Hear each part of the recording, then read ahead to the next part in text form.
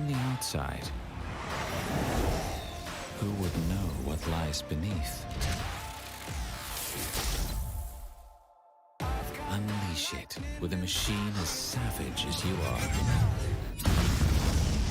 This is how legends are made. Lenovo Legion. Stylish outside, savage inside.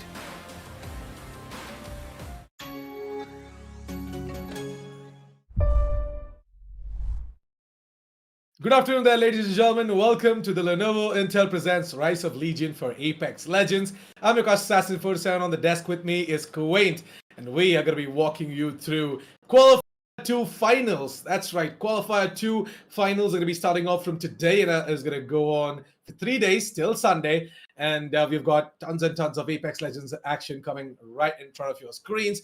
So please don't forget to go ahead and subscribe to the channel if you haven't done so already, and also hit that bell notification icon to never miss another update whenever we go live. But yeah, once again, we welcome you all after a successful Qualifier 1. We are here back again with Qualifier 2. And today we've got Quaint joining us on the caster's desk. Quaint, how are you feeling today? I'm so excited to be here, man. Like, I'm sad that I missed out on the first few, but Apex is one of my all-time favorite games just because it's like so fast-paced and there's so much you can do, so much you can play around with. And it's one of those few games that I even enjoy dying in. Like, you can always get back up and get right back in the match. I'm super pumped, man. Definitely, we are all pumped to see what exactly is going to happen in Qualifier 2, because Qualifier 1 was pretty insane. So let's quickly take a look at who exactly made the cut in Qualifier 1, by the way. We are going to be seeing the finalists who did make their way in from Qualifier 1 in towards the grand finals for the event. So we had 1HP who went ahead and took it away. They had an amazing score right there on the overall standings. Second up is Phoenix. Team X-Omen took the third spot. Unitex were the fourth to qualify. Lasuda Party and Hotstock D4 on the fifth and the sixth position as well. So 6 teams qualified for the grand finals. And I really can't wait to see what exactly is going to happen in Qualifier 2, because Qualifier 2 is going to bring in more and more newer teams into the league. And it is truly going to be interesting to see what they have got up their sleeves, because all 6 of these teams in Qualifier 1 had their own set of going ahead and getting victories on the board as well. Throughout 3 days of Qualifier 1, we had some insane action-packed performance, especially from the side of Team 1HP.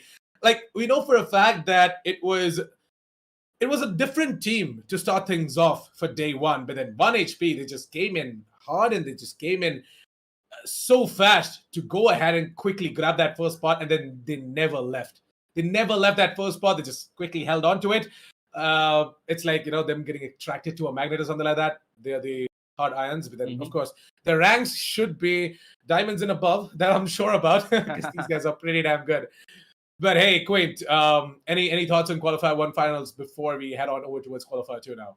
See, that's the problem. I'm just sitting here being all hopeful and stuff, and I'm going to be taking your word for it, because these guys, if they're on that #1 spot, I'm pretty sure they're pretty amazing. And I'm just waiting to get into the match and see what they're actually all about, because you already hyped them up so much for me. And watching these pros play always gives you like a new perspective on the entire game and how you can like play it a little differently. So I'm pretty sure these guys have a lot up their sleeves. And honestly, I cannot just wait to get into the entire thing. True that. And to be honest, I feel like that, the side of Team 1HP are going to be very happy with the performance that they put up on Qualifier 1 as well. That is sort of going to reflect onto the other teams who are going to be making their way in towards the grand finals, thinking that, hey, 1HP is pretty damn good.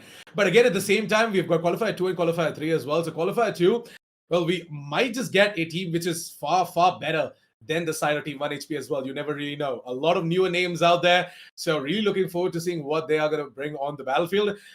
Just a little bit more information about what exactly is going to be happening. It is going to be exact same as of Qualifier 1. Qualifier 2 is going to be featuring Season 10's World's Edge map. And we are, again, going to be having all of these amazing teams who are going to drop down, get their loots up, and the usual Apex Legends action as well. But Quint, what exactly do you think is to be, looked upon? Because Qualifier 1, we had a lot of teams like, quickly changing up their strategy. We had 5 games for the day, right? We have 5 games each day. Today we've got 5. Tomorrow we've got 5. And then the third day we've got 5 as well. Total of 15 games that are going to be played as well. And each of these match, we have something different coming out as well from teams. And that's the best part. Like, you would expect a team to just hold on to that strategy unless and until it doesn't break, right? But Yeah. then these guys, they know each other's tendencies after a game or two, and then they just try and counter that right off the bat. They know each other's odd drops, and it truly is amazing to see all of these teams just bringing that versatility into play as well. True.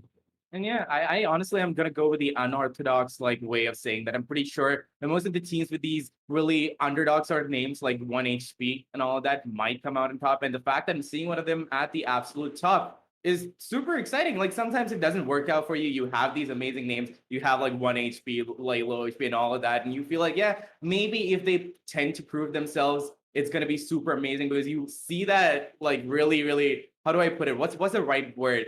This subtle name going up on top, and you're like, wow, these guys are really underestimating themselves. They're being super modest, but they're still hitting very, very hard. So I kind of expect all of these underdog sorted names to come out on top, and I really hope that it is going to be. But other than that, like I said, Apex is a really fun game for me, and although again, not a lot of skins that I've had, and not a lot of skins that I've gotten to see. So I've really it kind of pumps me up to see those heirlooms coming into play and them just flexing those knives and everything. So just that honestly is what is keeping me going on at this point. Completely agree to you on that as well. And the teams that are going to be participating for Qualifier 2 who have made their way in towards the finals are Team Banes. We've got Team Play Like Pros. Vector Sports are back, by the way, from Qualifier 1. We've got Aviator Esports, OP Skills, Sites, Watched Apex Bots. Okay, well, all right.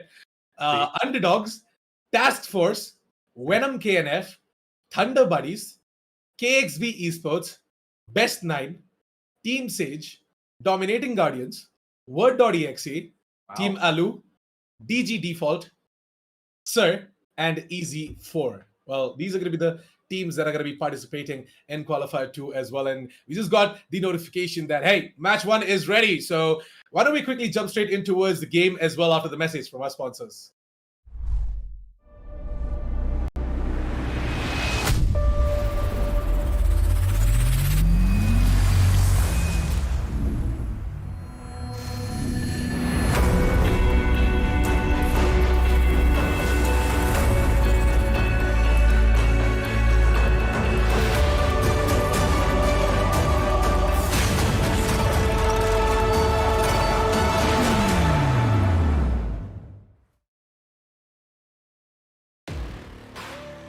From the outside,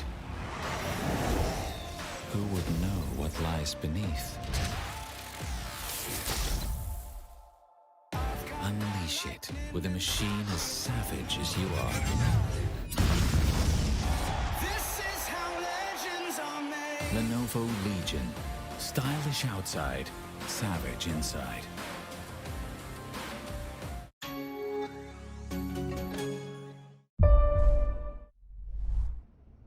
Welcome, ladies and gentlemen, to match 1 of Qualifier 2 finals. Day 1 of Lenovo and Intel presents Rise of Legion for Apex Legends. I'm your Cost Assassin, 47 on the desk with me is Quaint, and yes, we are all set and ready to dive straight into words. Match 1, World's Edge, as teams are dropping in hot, and it clearly looks like that they are about to make their way in right off the bat out of the plane as soon as the ship is just going to start moving in as well. Only a team or two is going to be headed towards the north side of the map and over towards the center or even over towards Countdown. But yeah, most of them, they just dropped it over towards launch site. We've got a team that are going to be heading in over towards the thermal station as well. A team that is definitely a noob and gang. Next is Abi, who Vector Sports, by the way, making their way in over towards Harvester. This truly is going to be interesting, Quain. What are your thoughts on this drops? Since a lot of teams have dropped very close to each other, I'm expecting a lot of initial fight. And on top of that, this is just like the beginning of the entire thing. They've probably woken up in the morning, they've cracked their fresh can of coffee, and they're just getting ready for it all. It's kind of like an exciting game that you want to be in all the time. And you just keep, like I said, you keep hot dropping into various locations, you keep taking fights, and it's always going to be fun. But on top of that, since it's this sort of a tournament, they're also going to get super competitive assassin. So I'm pretty sure like once they're done looting at whatever place that they're going to be looting at, they're going to quickly make their way to the center as soon as possible. They're just going to start duking it out. That's right. I mean, they definitely are going to go ahead and duke it out as well. And I feel as if all of these teams, they have got themselves a pretty good composition as well, right? So if you take a look at underdogs, we are going to be seeing them running a Seer. They've got an Octane as well, and then a Gibraltar.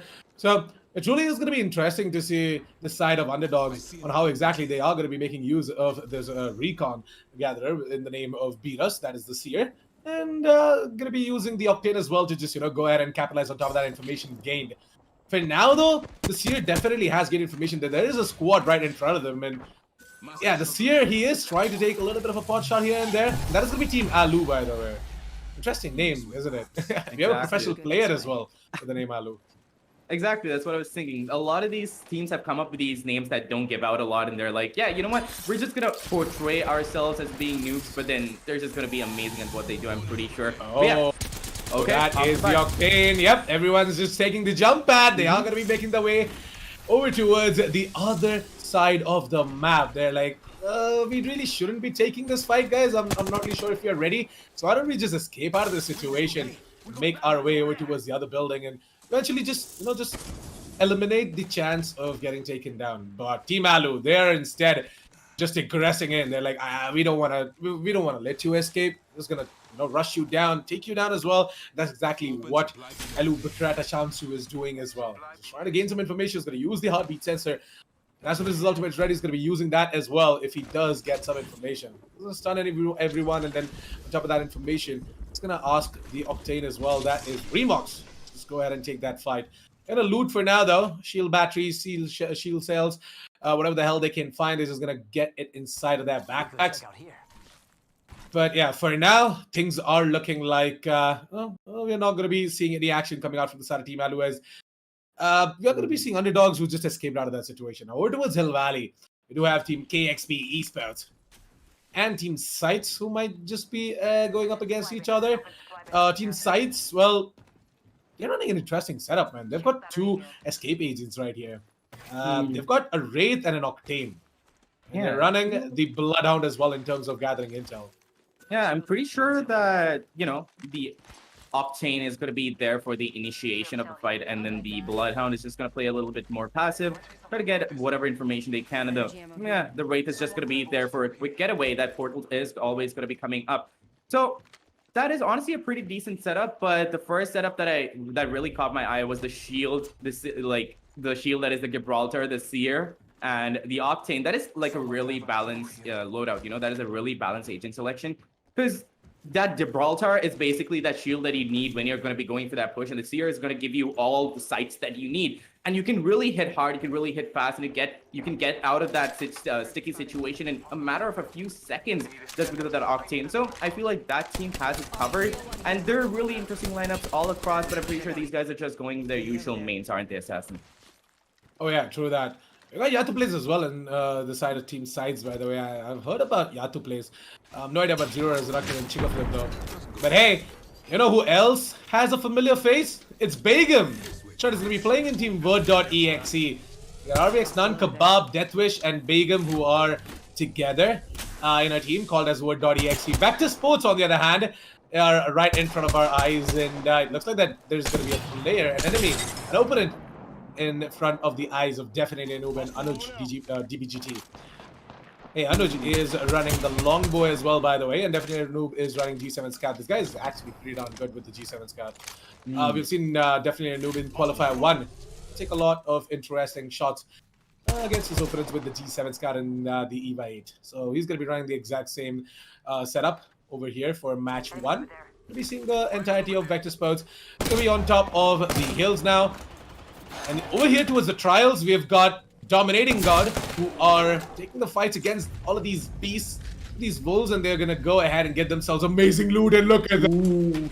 Oh, okay, nice. Whenever I see something shining golden in Apex, it's just my heart just starts beating so much faster. But the problem is, when you go in to take a fight, you're always worried about that loot being given away so fast, and you have to play it a little safer. You have to play it a little smarter. But look at that boost up there. They're probably camping for some unsuspecting team to come in and walk into their crosshairs. But I want to talk about this assassin. A G7 Scout and an EVA 8, and almost the entire team is running a sniper and a shotgun. There's like really far range, that is a really long range gun, and a really close range gun.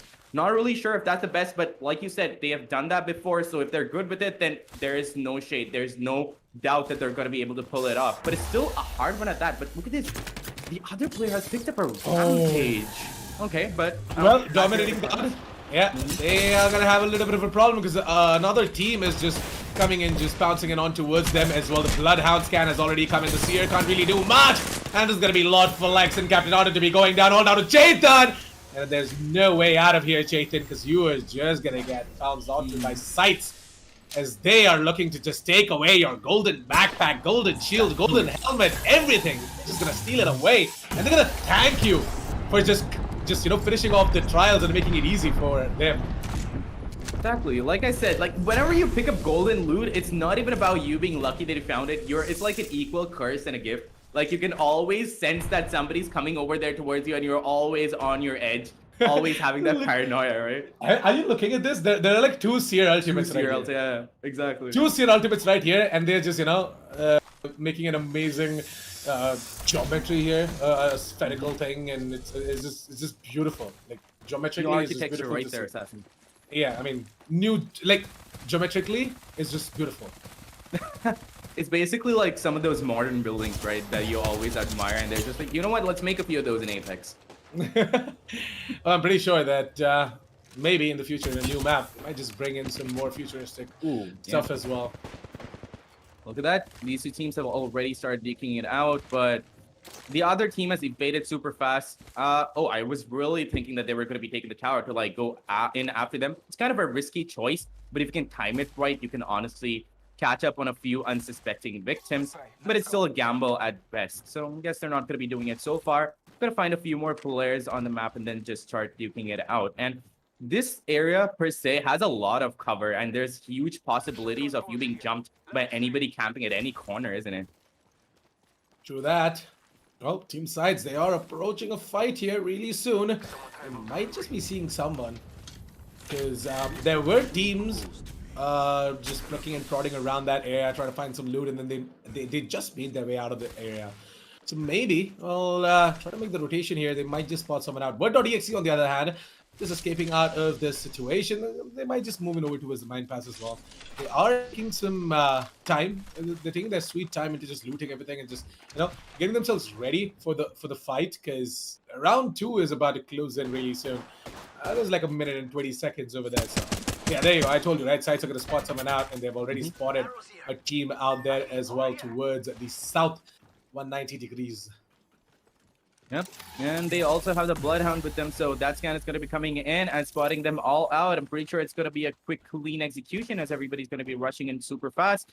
The other team, they're kind of cornered at the moment, but if their loot is good enough, they will be able to survive the entire ordeal. Not really sure, though. But over here, on the other hand, on the side of Vector Esports, definitely Noob. He does have a G7 Scout and an Eva Auto. He has to take close-range fights, otherwise it is not going to be ending well for him. But for now, Assassin, they honestly have to camp this out and wait for somebody to like walk in their crosshairs. But those shotguns, once they start firing, it's just pandemonium, and there's always going to be a confirmed kill. Yeah, that's true. And I feel like, the side of Team KXV Esports, well, them going ahead and getting on this fight. And wow, talking about fights, we've got fights emerging absolutely everywhere. Watch Apex Bots are also engaging someone, and that is going to be Team Sir, Team SER Sir. That's right.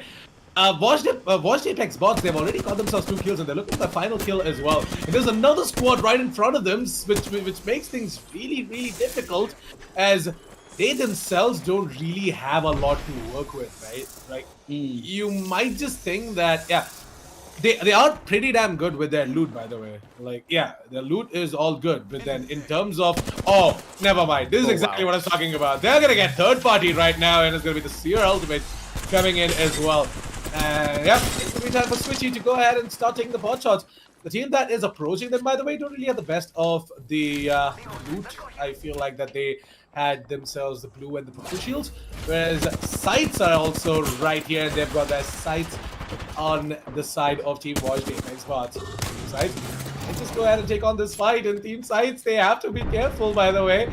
The Octane is running a wingman, and interestingly, sights, they might just walk away from this fight. They're like, you know what, guys, let's just not take these, because they're like a couple of squads approaching. Let them just duke it out amongst each other. We're just gonna escape out of here and play it safe, play it smart. Yeah, you definitely don't want to be third party, right? But I was really like looking forward to some wingman kills, because it's so satisfying to get a kill with like a really heavy pistol. Yes, it does a lot of damage, but it's really hard to aim through that. But once you land it, it's just so satisfying, Assassin. Team Banes have also spotted someone out, by the way, just below their building. So we've got to be careful. Vector Sports. We do have the Rampage onto the hands of Nexus Abhi, and he's also going to start firing that LMG. Has he charged it yet? He does not have a thermite, I guess. He does not have a indeed. thermite. Yeah, he has to get a thermite. Just charge it up, rev it up, amp it up, and just go ahead, take the fight. Oh, by the way, Team Banes have already started taking the fight, by the way, towards the squad that was just below them. And Sefan just gonna quickly escape out of there. He's like, guys, I'm taking a lot of damage. Need some cover from the other side, and there are thermites just coming left, right, and center. That is gonna be this year's can coming in, and it's gonna be time for Alpha Q to drop in the shield to give some help to his comrades right here. They're gonna be doing that. There's one more player, by the way, who's just around the corner, or is the entire squad wiped out? No. And the entire squad's gone. Squad wiped out, yep. Squad wiped out, yep. All three of these dead boxes right there. Oh, they are done.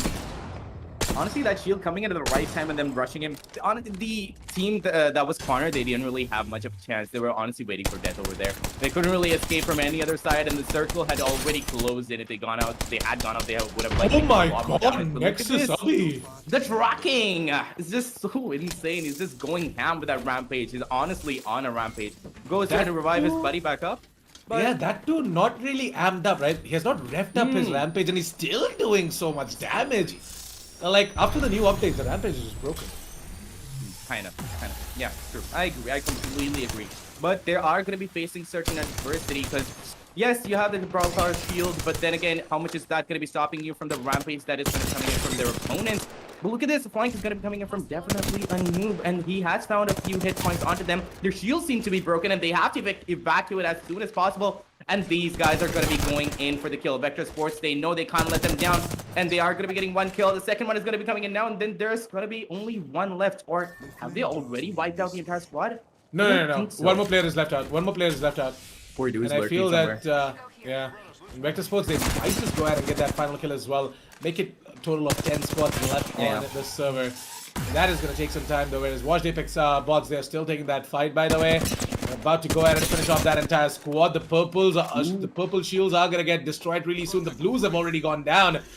We are going to be seeing that final player behind the blue container. He's just going to make a run. It's going to be Watched Apex bots. We're going to go ahead and take that shot. They're going to go ahead and finish off all three of those players, by the way.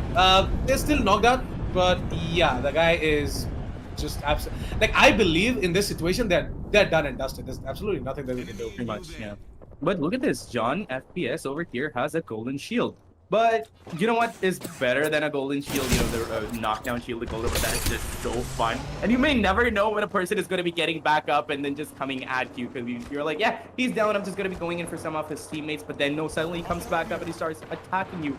But see, over here, Watch Apex Boots, they're a bit cornered, but they have a really good vantage point. And they can honestly duke out a lot of damage to whoever is below. And they are going to be facing the brunt of the entire Force Assassin. Man, Watched Apex bots have just completely cammed this building. Yeah. Like, they are doing so good. It's like the zone is also working out in their favor, sort of. Like, they've absolutely everything to just maneuver around and take all of these shots against teams present in this area. Aviator Esports are going to be the next target, by the way. If they are not too careful about this, then they might just get taken down. They're running the blue shields, and mind you, the entirety of Watched Apex bots have got themselves purples and golds. So, yeah, it's going to be very easy for the side of Watched Apex bots. That too, with a longbow into the hands of the Gibraltar, that is Metro Legion. He's just doing damage again and again and again. Like, the long-range fights are working in the favor of the side of Watched Apex bots. They really have to make a move, by the way, because the zone is about to close in about 50 seconds. That's the fourth zone. There's a fourth ring that is about to close in, by the way, and that is going to deal a lot of damage. So if you want to avoid that, you want to avoid wasting your resources, you better start making the move as well. Exactly. But if they go out and if they're faced with another team, it's going to be really hard for them to get going. And if they drop that golden loot, pretty sure the other team is going to be thanking them for it. But look at this. Off on the other side of the map, also close to the edge, is going to be Vector Esports, just trying to take a few pot shots. It's such a long-range fight that Nexus over here is taking with a Rampage. I know he can connect a few good shots, but that is just so far away, though. Definitely Noob is the kill leader, by the way. He's got himself 6 kills, and that That is pretty evident in his shields as well, right? The amount of damage he has done, it has upgraded itself to red. He's definitely not a noob. I've said this before, by the way. Like, I've told him that you should change your name to definitely not a noob, but then, I swear. you know, Like, he's just that way would be too, much more believable. yeah, he's just way too humble and kind Yeah. for being a Indeed. good player. Look at this. There's gonna be an instant teleport back. He comes in clutch to save his friend, like just standing out there in the open. That probably might have saved his life, but look at this. They're gonna be dishing out more damage to that team up top. Not really sure what team that is, but they have a really good vantage point. But if any one of them is gonna be going down, they might have the possibility of dropping down. But look at this. Everybody's all concentrated over here. This is going to be one of the final few circles, Assassin, and this is where we get to see the heat of the action. All the abilities are going to be coming out. Termite grenades are going to be coming out, cornering Vector Sports. They don't have any place to move, and the killers are going to be coming into the hunt.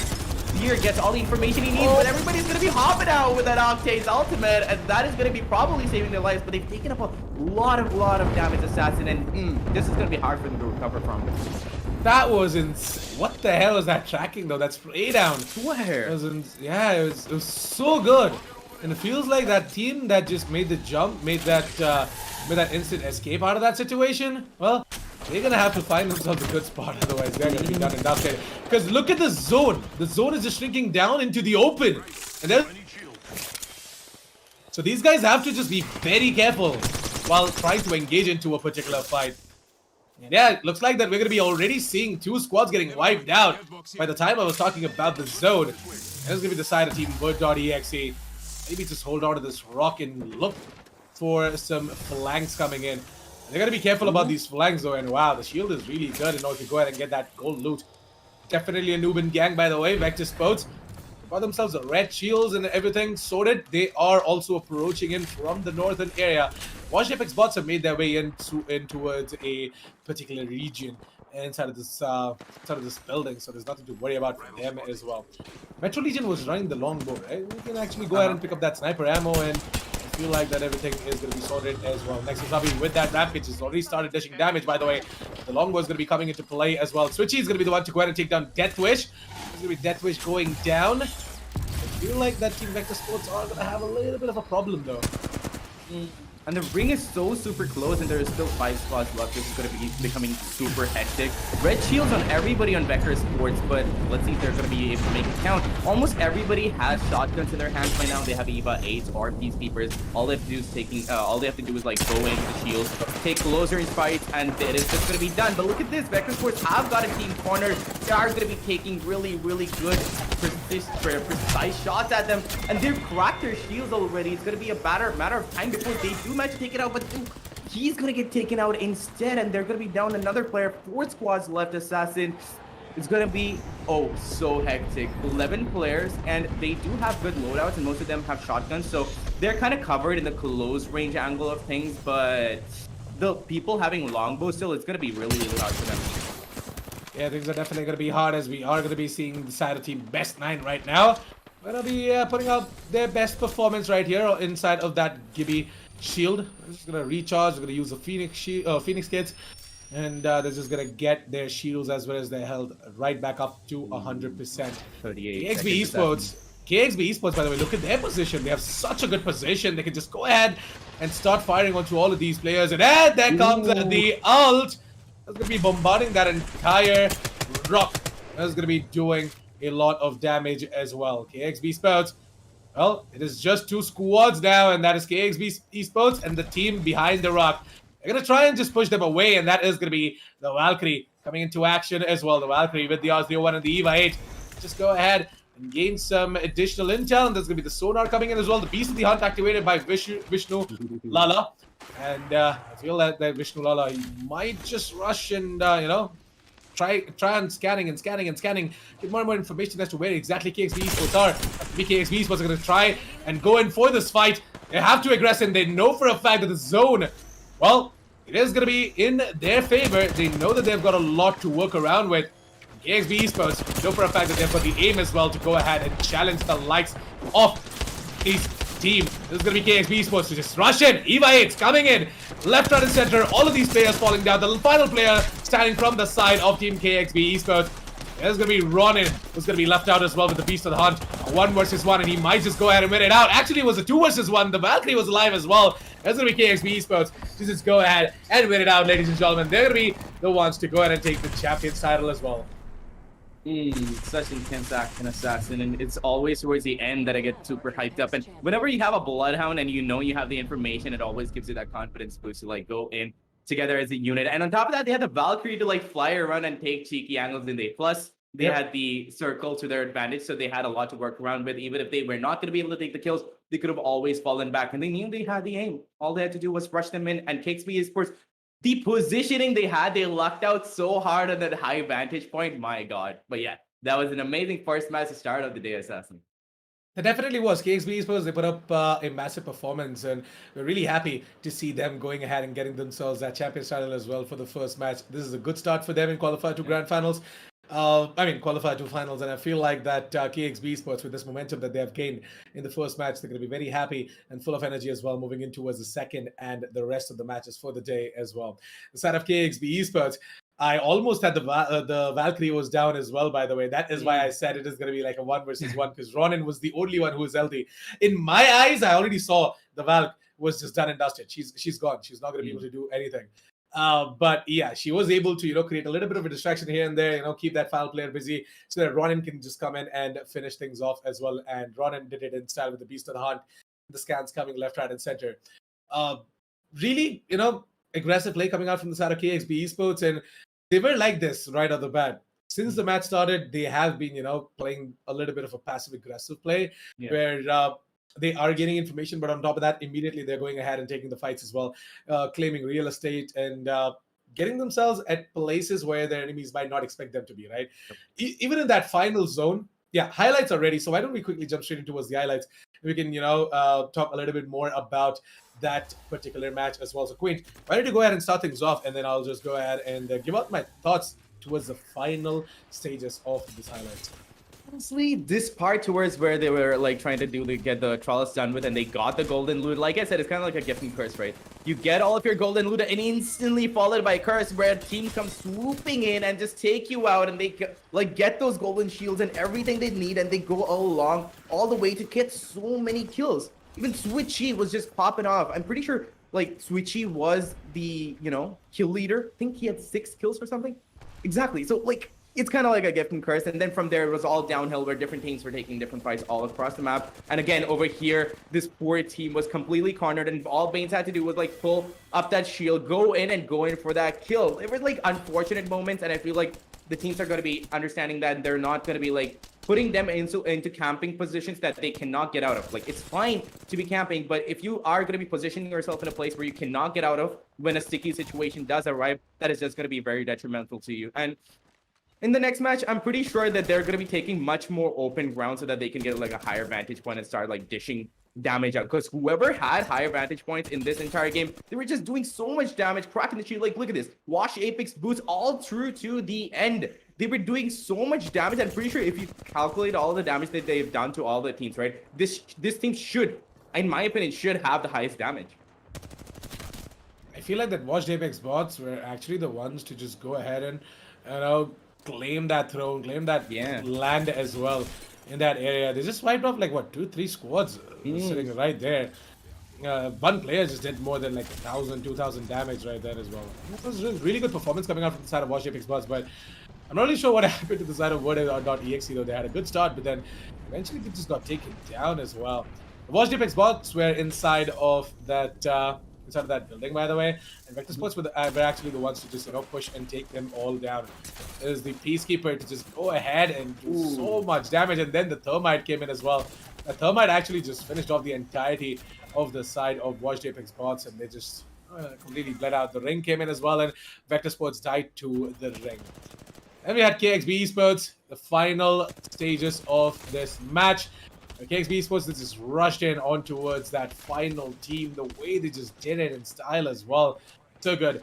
Look at this. Party Kill was just so low in terms of the shields, and then also lost a lot of life as well. Ronin was actually the one who was about to get taken down. And then both of them, they just quickly went ahead and picked themselves up. And they're like, in a 2 versus 1 situation, why don't we just quickly, just double man rush him down as well, and that's exactly what they did. Took down the final Gibby, and Honestly, yeah. they got themselves the champions title as well. So overall, a really good performance coming out from the side of KXB Esports. The idea for them to just go ahead and claim that real estate on top of the hill was really good. But they had a lot of vantage point. They took a lot of shots on towards that final team behind the rock.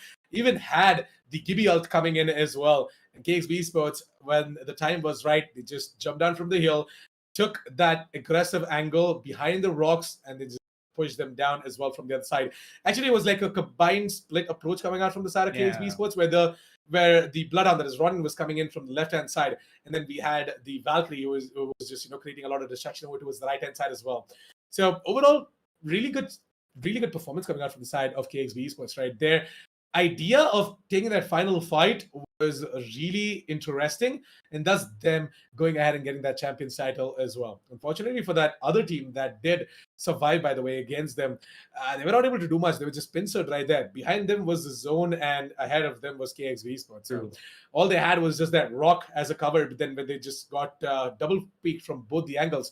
From the right comes Ronin, from the left comes the Valkyrie and the Gibby and everyone. So things kind of become very, very difficult over there. And they, I think, took a lot of damage. And one of the players was so low, he had to take the fight. He had no time to just go ahead and start recharging his shields. So there also, it was kind of unfortunate for them that they were not able to do much because 3 of these players just bounced it on towards them. But Honestly, yeah, congratulations KXB Esports for going ahead and taking that victory, by the way, for match number 1. true, and honestly, Assassin, that Valkyrie was just so blood hungry. Like when he realized that he had already dished out a lot of damage to that final team, he knew that he had to pounce like a tiger. And the way that he just jumped in, put out his thrusters, and just went straight for it. I'm pretty sure the rest of the team were also not ready. They were like, you know what, let's wait it out over here for a little bit more because we have the circle on our advantage. We can drop down at the right time, like a little bit later. But no, Valkyrie was like blood hungry, went in and started dishing out so much damage. All the other team, other 2 members had to do with like jumping after him and like pick up after where he left off. Most of the damage I feel like was dished out by the Valkyrie. And towards the end, after that entire blood-filled fight, you really thought that Valkyrie was almost dead. Like he was so low, like there was barely anything remaining on him, and we honestly counted him off as good as dead, but he still managed to hit hard. And then Ronan came in, and that's all he had to do. Amazingly well done. True that. It was really a beautiful performance coming out from the side of Team KXB. And I feel like that if they keep on going on with this momentum, the only team that are going to be a little bit of a problem for them would be Vector Sports first, then Word.exe, and also Watch out, bots. Watched Apex Bots. Yes, watched Apex Bots. They're actually sort of a challenge as well for them because watched Apex Bots. We did see them, take on a really good fight and then going ahead and getting caught as well against the side of Vector Sports. It was just unfortunate that they had to just sandwich themselves inside of that building. But yeah, the match standings are going to be really ready soon. So we're going to be taking a look at the match standings really, really soon. As soon as it is ready, it's going to be pulled up right in front of your screens. And we are going to be taking a look at who exactly secured themselves the highest number of points and what is the overall story, starting off with match 1 as well. Moving on towards match 2, I feel like that, things are going to be changed out a little bit, or maybe teams are just going to keep on going with this. And out there just going to try and, I don't know, bait others into thinking that, hey, this is our usual drop. This is our usual strategy. If you guys want to target us, you can just do this again and again and again. But then, later down the line, use it against them as well, saying that, hey, this time, surprise, we're not going there. Then we're going to come in with a flank and take you down as well. True. Maybe something like that. Yeah.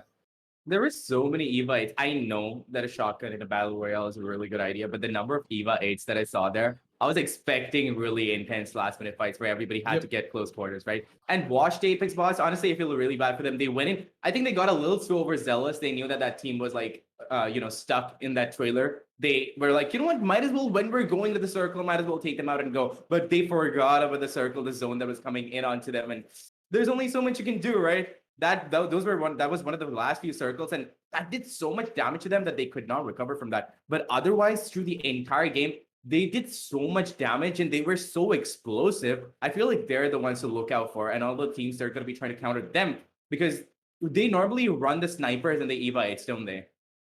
Through that. Hey, match standings are ready, by the way. So why don't we quickly take a look at the match standings. And we are going to be taking a look at KXB Esports. So we're going to be sitting right out there. Total of 22 points. Watched Apex Bots with 14. The amount of kill points and the placement points they did put up, man. That has put them with a total of 14 total points right there. Vector Sports with 12. Best 9 with 11. Thunder Buddies with 8. Word.exe with 7. Peter Esports with 7 as well. Banes and Sites at 6 total points. Underdogs with 5. So that was the top 10 right there. But dominating Guardians team Alu, Venom, KNF, Easy4, OP Skills, DG Default. If I'm not wrong, DG Default started off with only 2 players, and one more team only started with 2 players. I'm not really sure which team was it. But yeah, they only had 2 players for match 1. That is kind of, sad and unfortunate right there. Yeah, indeed. But anyway, then once the map 2 comes in, if their teammates are going to be joining back, I'm pretty sure that the entire stance is going to be changed completely. Like 16, 17, 18, 19, 20 might be the ones that we see in the first half without the ones next to the numbers. You might see 6, 7, 8, 9, and 10. If that does happen, that's going to be really exciting because suddenly from the absolute bottom, you come to the top. It's always fun to see. But then again, this was just the first match. We still have 4 more remaining assassins. And I cannot wait to see all of these 4 matches through. Everyone is very excited to see what exactly is going to happen, by the way, because the rest of the 4 games that are going to be happening now are sort of going to be based on what we saw in match 1, right? Match 1 was sort of like that that eye-opener for a lot of teams out there. That, hey, this team is pretty good. This team has a great aim. This team likes to land here. They like to loot there. They like to do this. They like to do that. So all of these teams are going to have a pretty good idea about each other. KXB Esports, they have already placed a bounty on them now. It's like KXB Esports, they're going to be hunted down by all of these players all of these teams. They're going to be like, hey, KXB Esports, man, they did this. They took the champions. We're going to take them down. But on top of that, Assassin, they did not only come out on top, they also had 10 kill points, like 10 kills. Like we thought that Wash Apex Boss was like, we're doing a really, really good job, but KXB Esports, not only did they win this entire thing out, I feel like they actually, now that I'm looking at the match standings, now that we're getting a proper view of whatever happened, I feel like KXB Esports is the one we should be watching out for because they're not only surviving, they're hitting hard. Not really sure how they did it. I really wanted to see a little bit more of them. So we're going to be focusing on them a little bit more, I guess, the next match. Yeah, KXB Esports, well, never really knew that they had the potential and they really had so much in them. They definitely have, made themselves stand out among the rest. And now we definitely are going to be taking a quick look at KXB Esports as well from here on out, because they do carry that potential to go ahead and claim themselves multiple champion titles throughout this particular Qualifier 2 finals. Yeah, now that we are done with match number 1, match number 2 is getting ready, and as soon as it's going to be ready, we're going to be jumping straight in towards match 2 as well. It is again going to be World's Edge, Season 10's World's Edge, by the way. I did tell you guys, if you just tuned in and you don't know what you're watching, you guys are watching the Lenovo Intel presents Rise of Legion for Apex Legends Qualifier 2 finals. This is day 1. We've got 2 more days of Qualifier 2 finals, and at the third day, and the third and the final day, we are going to be getting ourselves the top 16s in the overall standings. Are going to be making their way in towards the grand finals of the event. We've already got 6 teams from Qualifier 1, and now we're going to be getting 6 more teams from Qualifier 2. And then the same is going to be happening in Qualifier 3 as well. All 18 of these squads are going to be participating in the grand finals. And they are going to be jumping out of their ships into battle and duke it out for that massive prize pool out there. They are going to go ahead and battle out for the championship title. The grand final is going to be happening later at the end of this month as well. So if you don't want to miss that, please go ahead and subscribe to the channel if you haven't done so already. Hit that bell notification icon to never miss another update whenever we at the Esports Club go live. Also, please do check out all the links down in the description below, because I know for a fact that without our sponsors, Lenovo and Intel, you guys wouldn't be seeing the Rise of Legion for Apex Legends tournament right in front of your eyes. So please go ahead and support our sponsors. Check out some of the amazing gaming notebooks coming out from Lenovo, powered by the brand new Intel Core processors. So yeah, just check all of that out using the link down in the description below. Also, don't forget to register yourself and your team for Qualifier 3. Registrations are going to be starting soon. I guess registrations are already live, so you can go ahead and check out the link again down in the description below. It's going to lead you to the Lenovo Legions website where you can go ahead and get your team registered. But yeah, Exactly. what are you expecting now as we move on over towards match 2 coin? Honestly, before I talk about that, I wanted to talk Hmm. about how Apex manages to make all of the maps look so beautiful. Sometimes, like when I first started off, like you instead of fighting, you mostly end up looking at the scenery because it's just so drop dead Yeah, it's a beautiful gorgeous. game. No idea how they manage it, but they do. But yeah, for the next map, I feel like we're gonna be seeing more shotgun and more. I don't know why. I feel like I'm feeling a lot of snipers coming on because all these teams that they saw they were not being able to go toe to toe with all these teams pick up snipers and shotguns because it's either really long range or it's really close range. But let's just see. But we don't have to wait much because the game is already live and we are going to be jumping straight into that in a few seconds.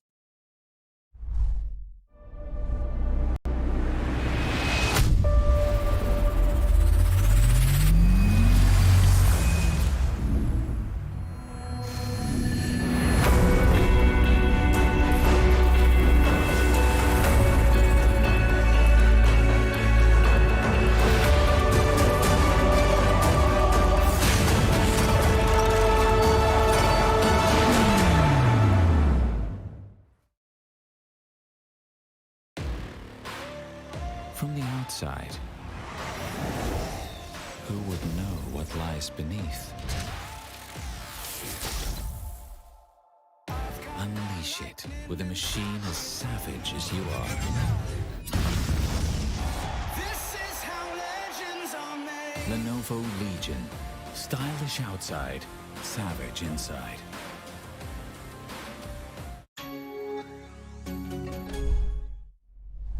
Welcome back, ladies and gentlemen, and we're back with a map 2, which is going to be World's Edge yet again, and Assassin. I'm super pumped because I feel like a lot of the action that we saw in map 1 is going to go on into map 2, and we're going to see a lot of hot drops. And look at that. Off the bat, we're going to be seeing so many teams just dropping there. But then again, this is Apex. You have that jetpack on for your side, so they're probably going to be spreading out over towards the edges of the map, and there are going to be like maybe 1 or 2 teams that stick out till the very end. They're probably going to be dropping down at the geyser or maybe at Overlook, maybe Fragment East, but the other teams who are going to be dropping down and getting that high tier loot off the bat, they might face a lot of competition because these guys who know that the other teams are going to be dropping down for the hot drop loots, they're going to be waiting towards the center to, you know, intercept them and just take over the loot. Sometimes that's all it's about Apex, isn't it? Like you get the loot and you're super excited and you go there for the kills, but then there's always that one sneaky little team waiting for you in the shadows, just waiting for you to come and steal your loot.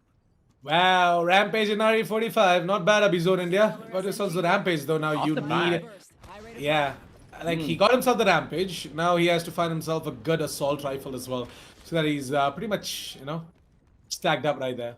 Honestly, Assassin, I feel like he could use that as an assault rifle itself, and maybe he might go for a shotgun, maybe a peacekeeper, maybe a massive. But Eva 8 is always going to be faster, but I think You know, the like massive, it's pretty. It's like it's pretty good to just, you know, have like the same ammo type weapons with you. You just don't have Is to it? allocate a lot of space. It's kind of good. You don't have to allocate a lot of space for the other. Like it's like, you know, you don't really have to go ahead and search out for a lot Maybe. of other ammo types as well. Like, yeah, but you don't really have to reserve that extra space for another gun. You just have the same ammo types for both. yeah, but I don't True that. normally prefer it Like, to like. yeah, that kind but- of applies for other battle royales, but for Apex, I guess maybe not. Maybe like, not. But look at Like this. here, when you start the spray down, you just completely finish on the magazine like in the next second. True. yeah, and then you can't like hot swap to another gun. It's like becomes a little bit more difficult. But yeah, look at this. Off the bat, we're gonna be seeing a lot of action because 2 teams have dropped down at the very same place, and this particular area is a super good place to drop at. You get like really good loot, and on top of that, you have to expect at least 1 or 2 other teams being there waiting for you because they're probably gonna be at the other end of the thing. But look at that. Valkyrie is gonna go ham with those missiles, and honestly, I've never played Valkyrie before, and I so badly want to because those missiles look so cool, Assassin. I mean, Valkyrie, I personally want to go ahead and you know, have a good time with the Valkyrie as well. As in, Plus. I also want to make some clips of my own. You know, but unfortunately, I'm just stuck on Bloodhound because I really love that guy. I swear.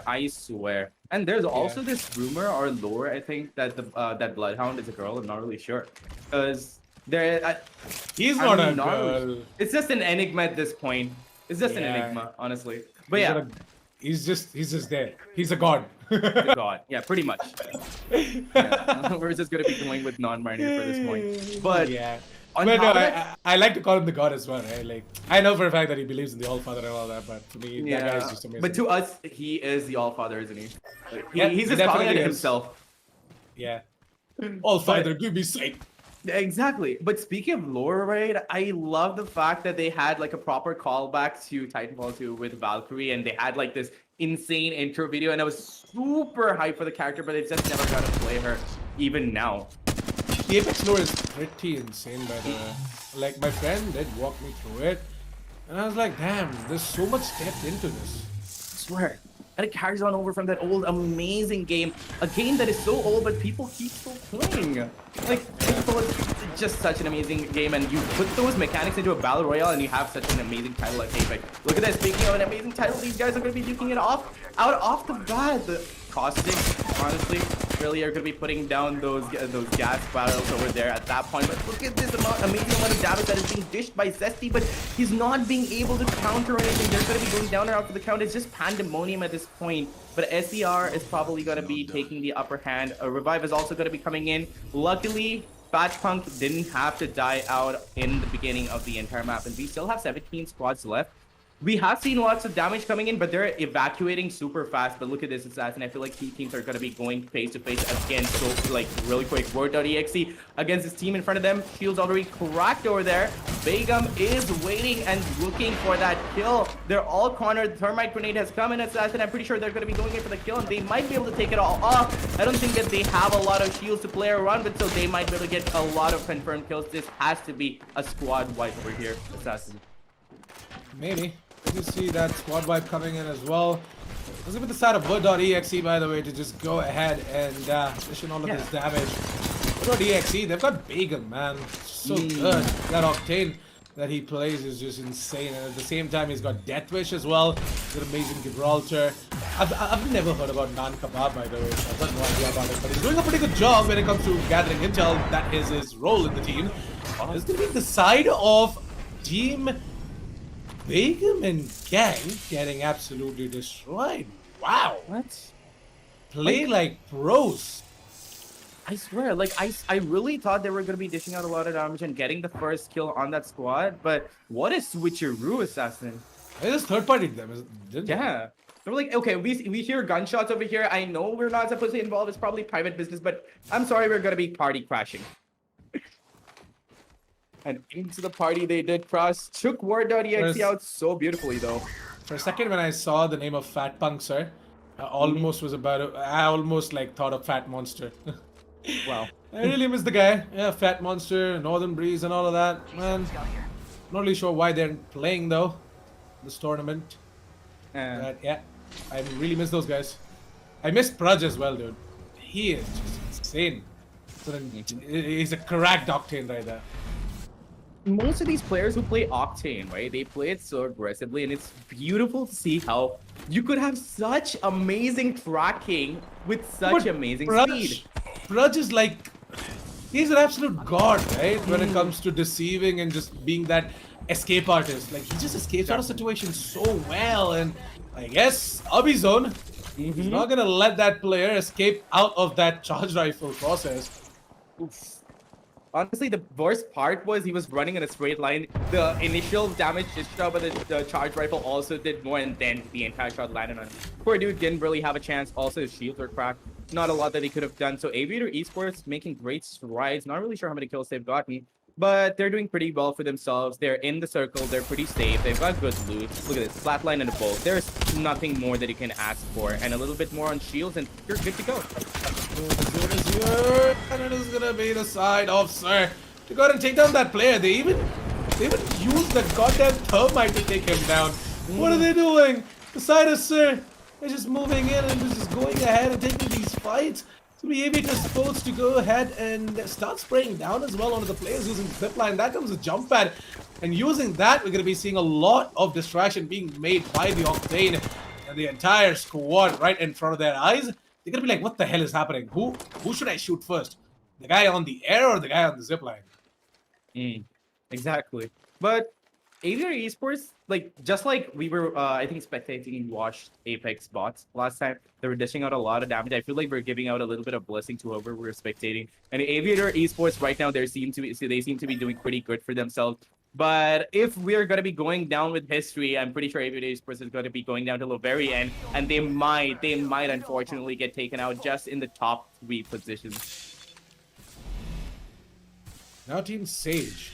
Well, we did not get to see them a lot in match 1, by the way, because I feel like that they got taken down right at the bat.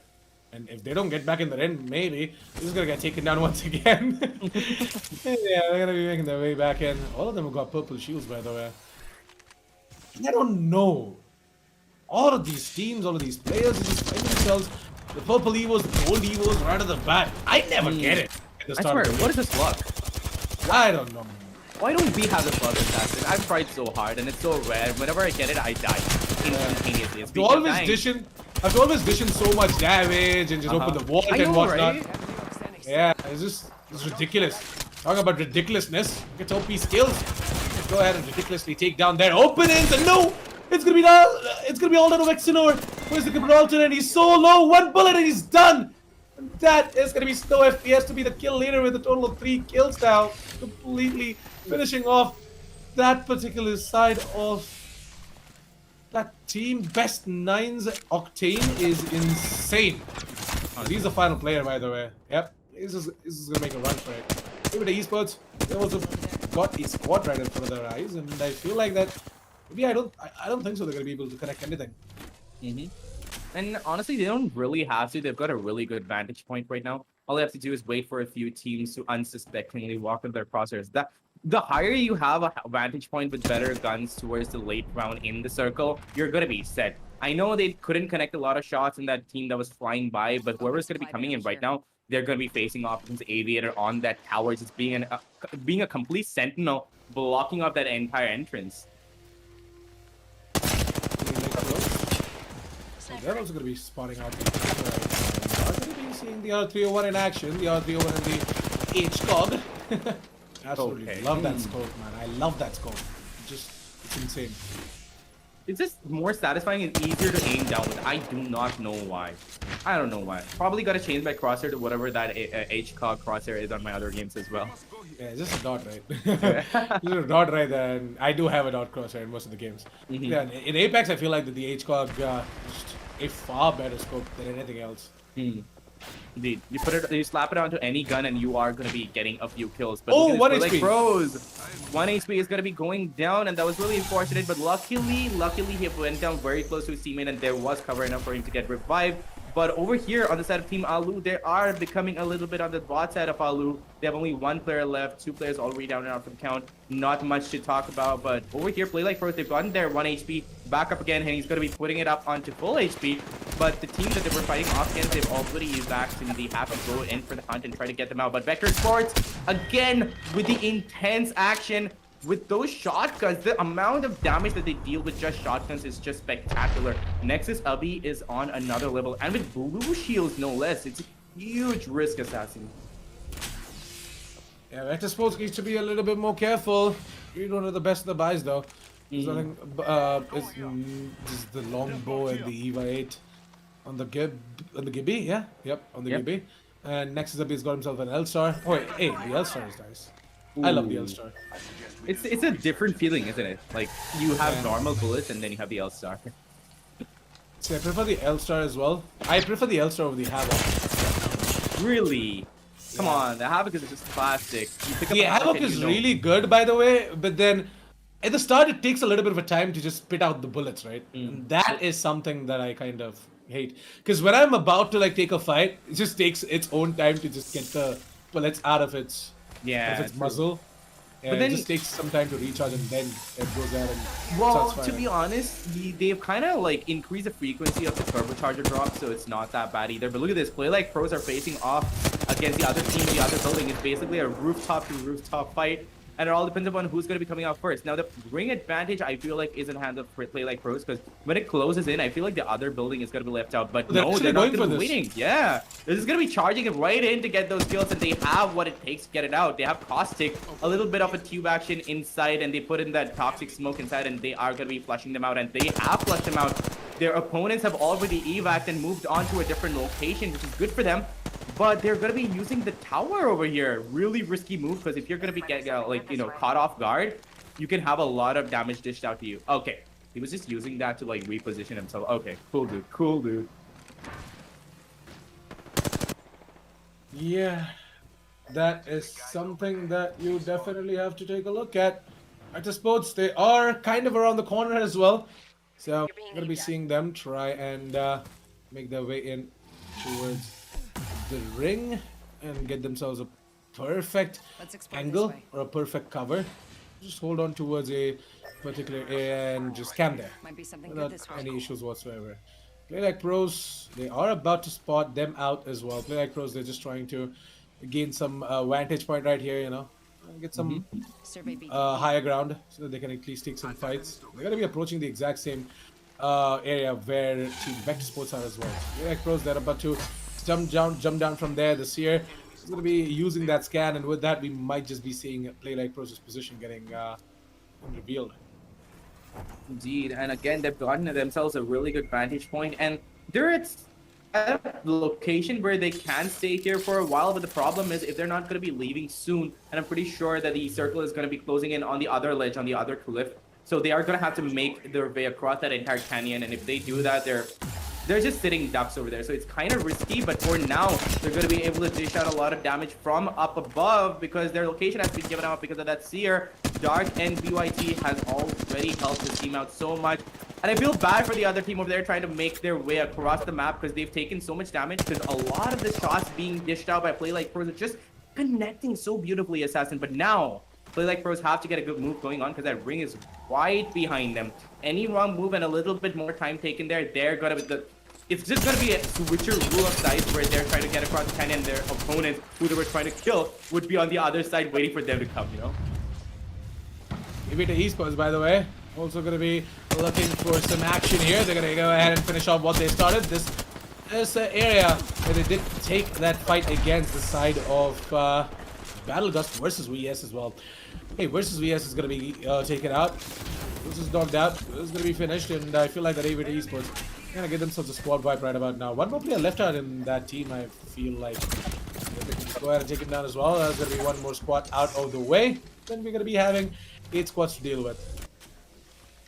8 squads in such a small circle. This is even more intense than the first one. And on top of that, most of it is because you know, there's a lot of cover and verticality, and this is unlike other battle royales. Like you take other battle royales and it's just like a vertical map where you don't have a lot of cover. But here, look at this. You have bridges, you have sky towers, you have so many places to have like a good vantage point on, and you can have so many teams compressed into the final few zones that it's super exciting to see. And when you have an Octane flying across the map, just having his way along with his will, it's just gonna be chaos, isn't it? Wow, look at Boo. So good.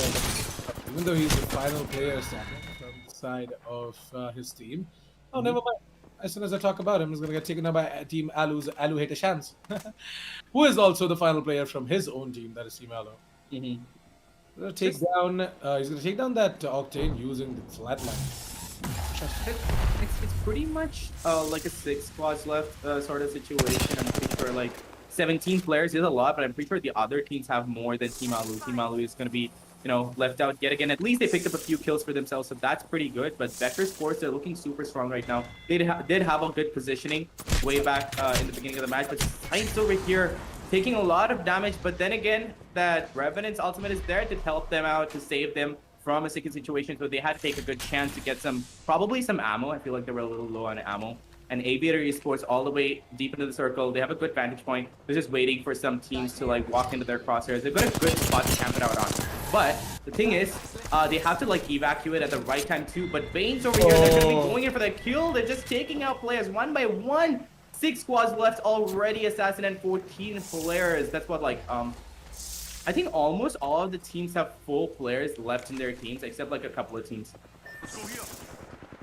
Well, interestingly, Baines, they're going to be the ones to go ahead and get themselves a really, really good position, by the way. Like, this is a nice spot to just hold on to. The entire zone as well works out in their favor. So I feel as if they could just go ahead and, hold on to some good angle or some good success holding on to this angle. Because if you take a look at the terrain around them as well, not a lot of dips and dams they could just use in order to take cover as well. They've got another squad, by the way, just below the bridge. So, again, I've got to be careful. If they're not, then they're going to pay the price for that as well. Indeed. And 6 squads left still, but so much smokes. Okay, Bangalore is coming in clutch for her team. But those smokes are only going to be there until they can get their heals back up again. In Aviator Esports, they have to go in for the kill. And that's exactly what Abizone India is going to be doing. But he has also taken a lot of damage to himself. But the good thing about Octane is, like, once you get out of down, like, a fight, right, you can always, like, chill somewhere and heal up without even any, syringes or something. So that really comes in clutch towards the end. That's why I feel like a lot of people go for the Octane. But look at this. It's still so intense, Assassin. And it's just random fights going off across the map. And 6 squads left in such a small circle. I'm pretty sure most of them are downstairs. Yeah, I mean, most of the teams, they're just below the bridge as well. We had one team towards the thermal stations. And I feel like that Baines, they are looking to go ahead and take the fight against the side of Sights. You have to play Zero Resurrected and Chica Flip. Blank is going to go ahead and take a little bit of a pot shot right there. And I feel that maybe we might just see Team Baines getting the frag onto his side team Sights. And okay, one player is already down. We're going to be seeing Abizone. He's just going to come in as well from the side of Aviator Sports. And Aviator Sports, they've also started firing inside of this small little region, small little zone. You're going to be seeing 3 squads taking shots against each other. And interestingly, no information about the rest of the 2 squads or their players as well. I feel like I'm going to call it. It's going to be either Sights or Vector to, like, face off against each other because they've got better positioning. And everybody else down in the canyon are going to be taking all the damage from up top, right? Interestingly, Sights, especially Yatu plays, right? The way he just went ahead and used up the EVA 8 in order to get that final kill as well. Yeah. Just falling back without any sorts of damage whatsoever. As in, not a major damage, right? Didn't have to go ahead and do a lot. But look at this position, man. Sefan FPS. He might just have a little bit of a problem. He's using his knocked player shield, the knockdown shield coming in for that player as a little bit of a cover. Because from the other side, we've got Vectus modes who are moving in as well. Definitely Noob is going to be the one to go ahead and take down that final player, Sefan. And Team Baines are already out. Sefan should pretty much be dead really soon. And definitely Noob has spotted him out. But the only good thing running for Sefan is that he has a little bit of a cover from absolutely everywhere.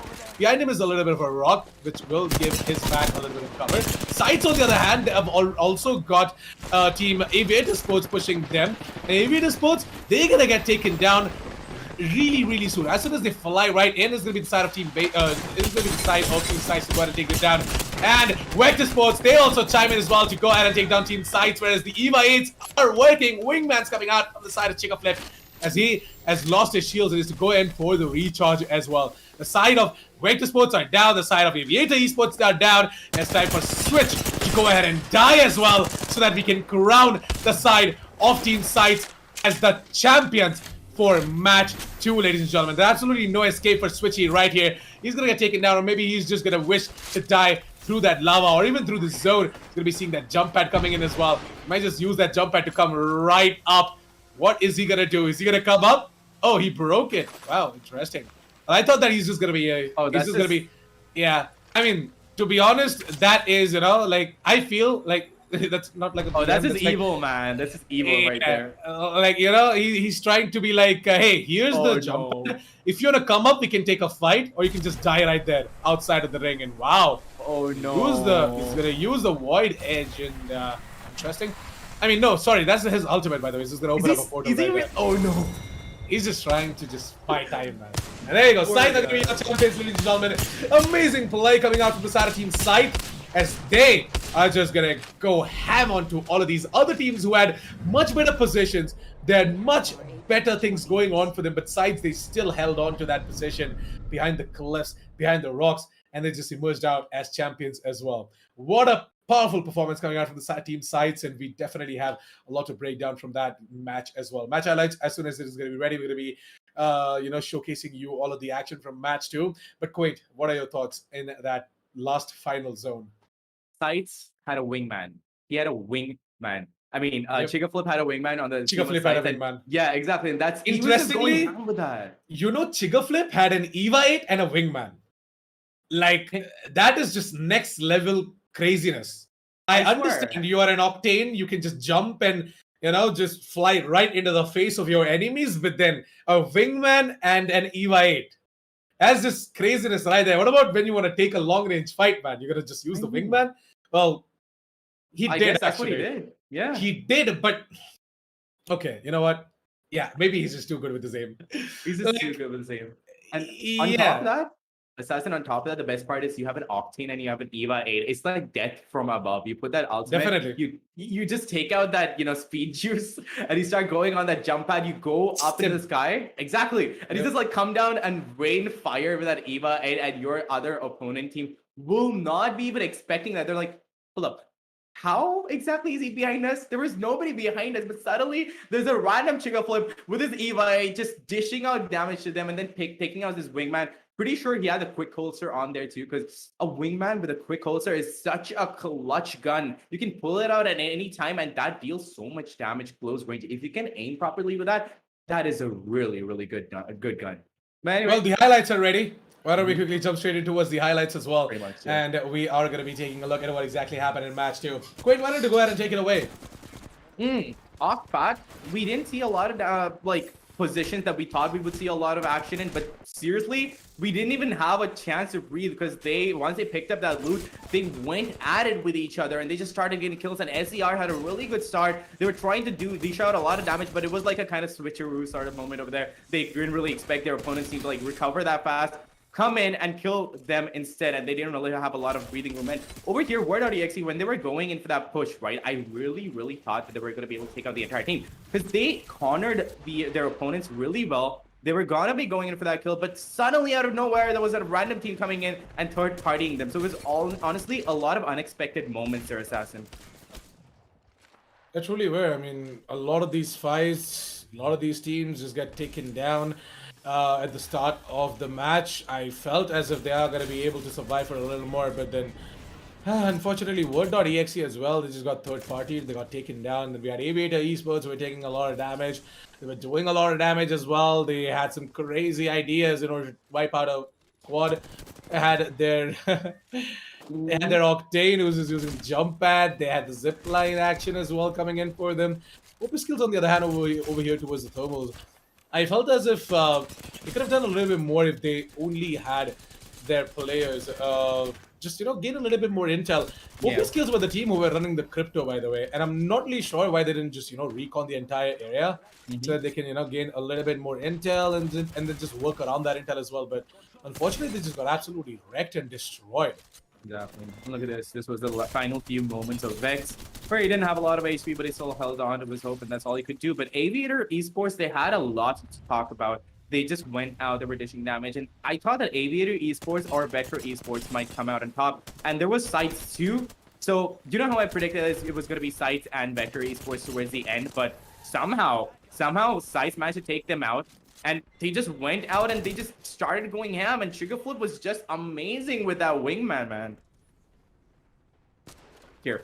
Towards the final zone right now. This was where everything was, This was absolutely where the action was, and the wingman action. Yeah, the wingman action that we did talk about, right? It definitely came in right there. You've got the side of Zyphan, right? That guy just placed himself in I don't know, in like a no man's land or something right there, like on top of that cliff. Then we had Switchy. Yeah. Then there was this where Switchy just used his ultimate, created a rift, and then he just tried to survive for a little longer. Like, I don't know what he was trying to do, but then, well, nice try, Switchy. I'm not really sure what we're trying to do, and then you got taken down right there. And we crowned Sights as the champions for match 2 as well. So, 2 different champions, 2 different games, and interestingly, I feel as if Qualifier 2, we're going to be seeing a lot of teams, a lot of potential teams going ahead and taking champions each game. maybe the next time we might just see the side of Word.exe or even Vector Sports go ahead and take that champion as well. Yeah. You never really know. But Sites, this time they definitely deserved it. And the way they played it out was just beautiful. Just used all the terrain around them perfectly. They knew that the teams that had the disadvantage are not going to be able to do much. So why don't we go ahead and engage them first? They had Aviator Sports who just flew right in as well over towards them. Kind of, funny. Their name is Aviator Sports, Aviator yeah. Esports, and then they just flew their way in towards that last fight. But yeah, I feel as if the side of Team Sides, they just had everything working their way.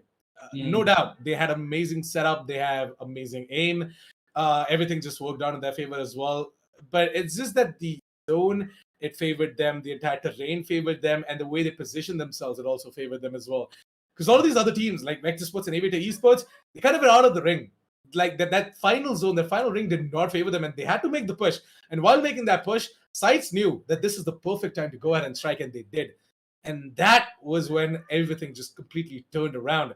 I really feel for the Side team Banes, by the way, because they did a lot in match 2. Yep. They did the most amount of damage. They did so much for themselves, wiped out so many squads, got a lot of kills. But then unfortunately, that ring, it just screwed them off.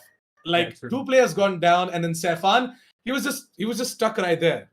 And there was no escape out from him. From behind was Aviator Esports and Vector Sports, and from ahead of him was Team Sites. So there was absolutely no escape for him. And he was just like, well, I'm just going to give up. Whoever was with him was just using the knockdown shield so that, you can just give the cover as well from both the sides, because he was just getting shot from both angles. But then eventually in the end, he just died as well. And there was no escape whatsoever. I'm not really sure how Switchy just made his way down to the cliff. He was over towards the thermal stations, and I feel like that he just jumped down thinking that the last zone might favor him, but then it backfired. And then he was like, well, yeah. And then he was like, well, there are no zip lines, or there's no way that I'm going to be able to make my way up. This is pretty much over for me. I'm just going to try and do something. Interestingly, he was given a chance, by the way. Sides did drop in a jump pad. They were kind of like some people are going to call it. Some people are going to call it bullying, but then I'm like, he was not playing with him. He was just dropping that jump pad so that, he can just use that jump pad and take the fight like a man instead of just dying into the zone. Exactly. It's okay. Just kidding. Jokes aside, match standings are ready. Why don't we quickly go ahead and take a look at the match standings as well? It's going to be popping up right in front of your screens. We're going to be seeing Team Sites. We're going to be in the first part, a total of 14 kill points, 12 kill points, and a total of 26 points as well. Vector Sports at the second spot with a total of 14 total points. Exactly, Team Banes. Yep, there you go. They have 1 kill points, they have 5 placement points, their total of 6 total points as well.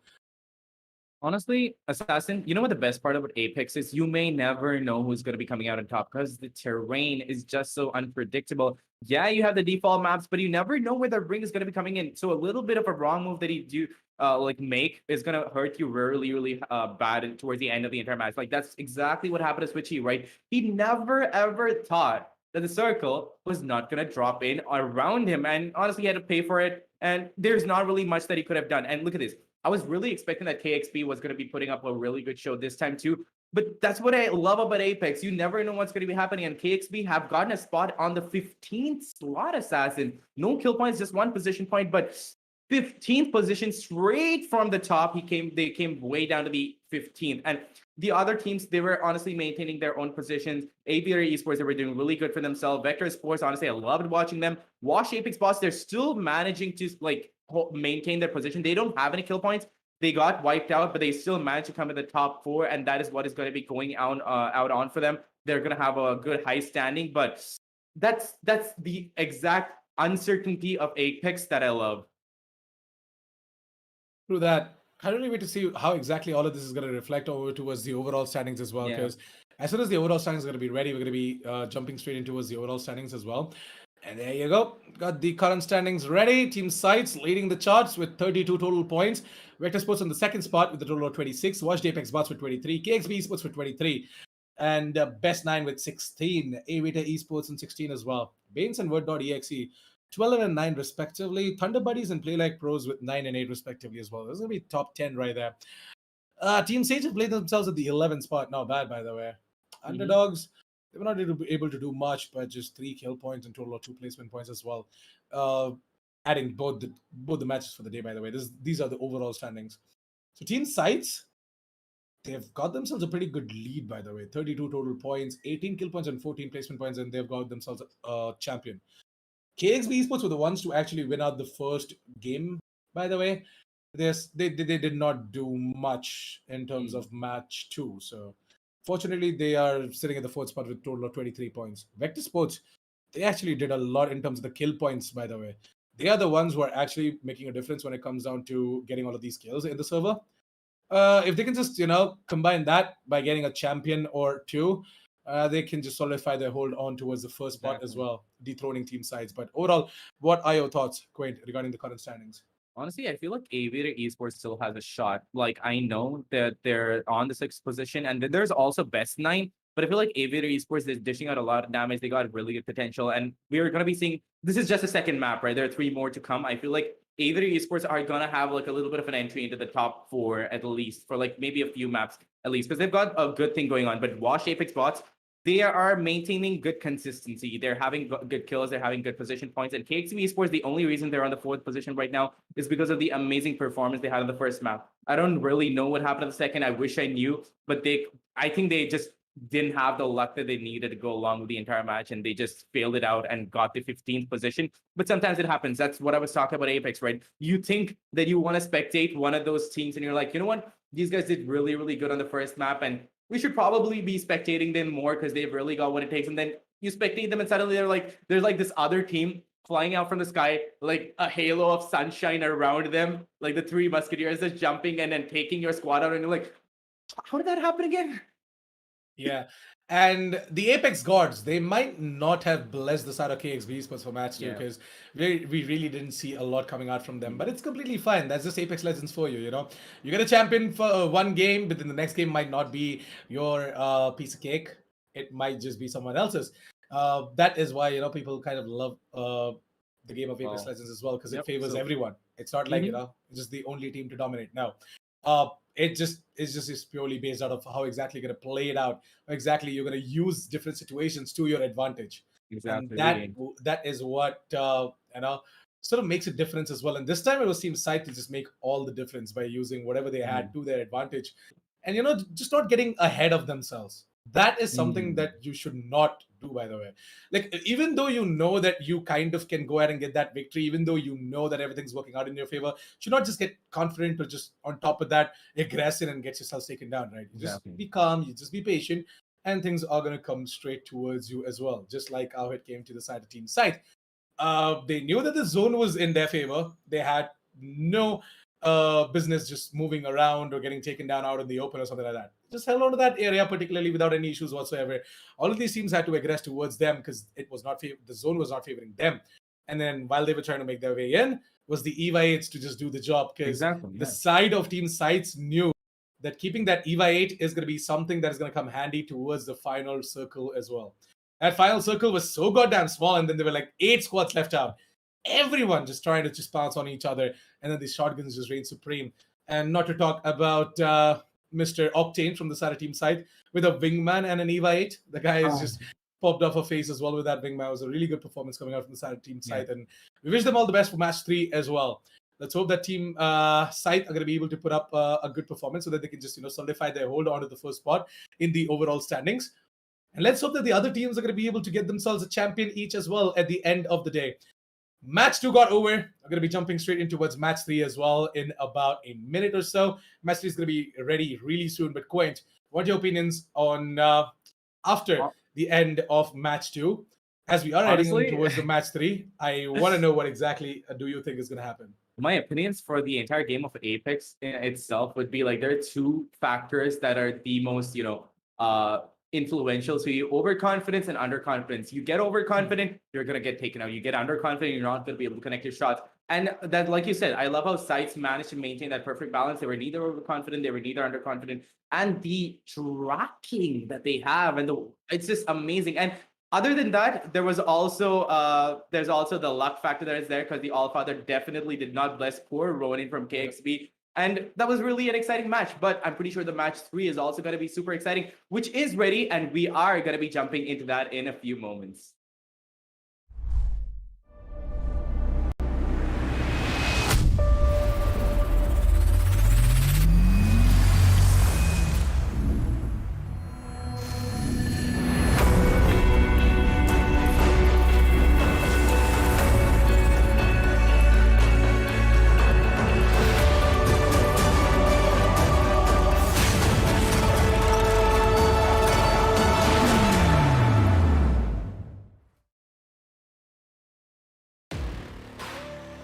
from the outside,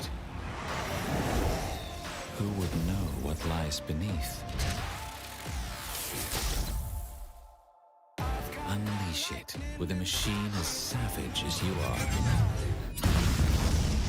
This is how legends are made. Lenovo Legion. Stylish outside, savage inside.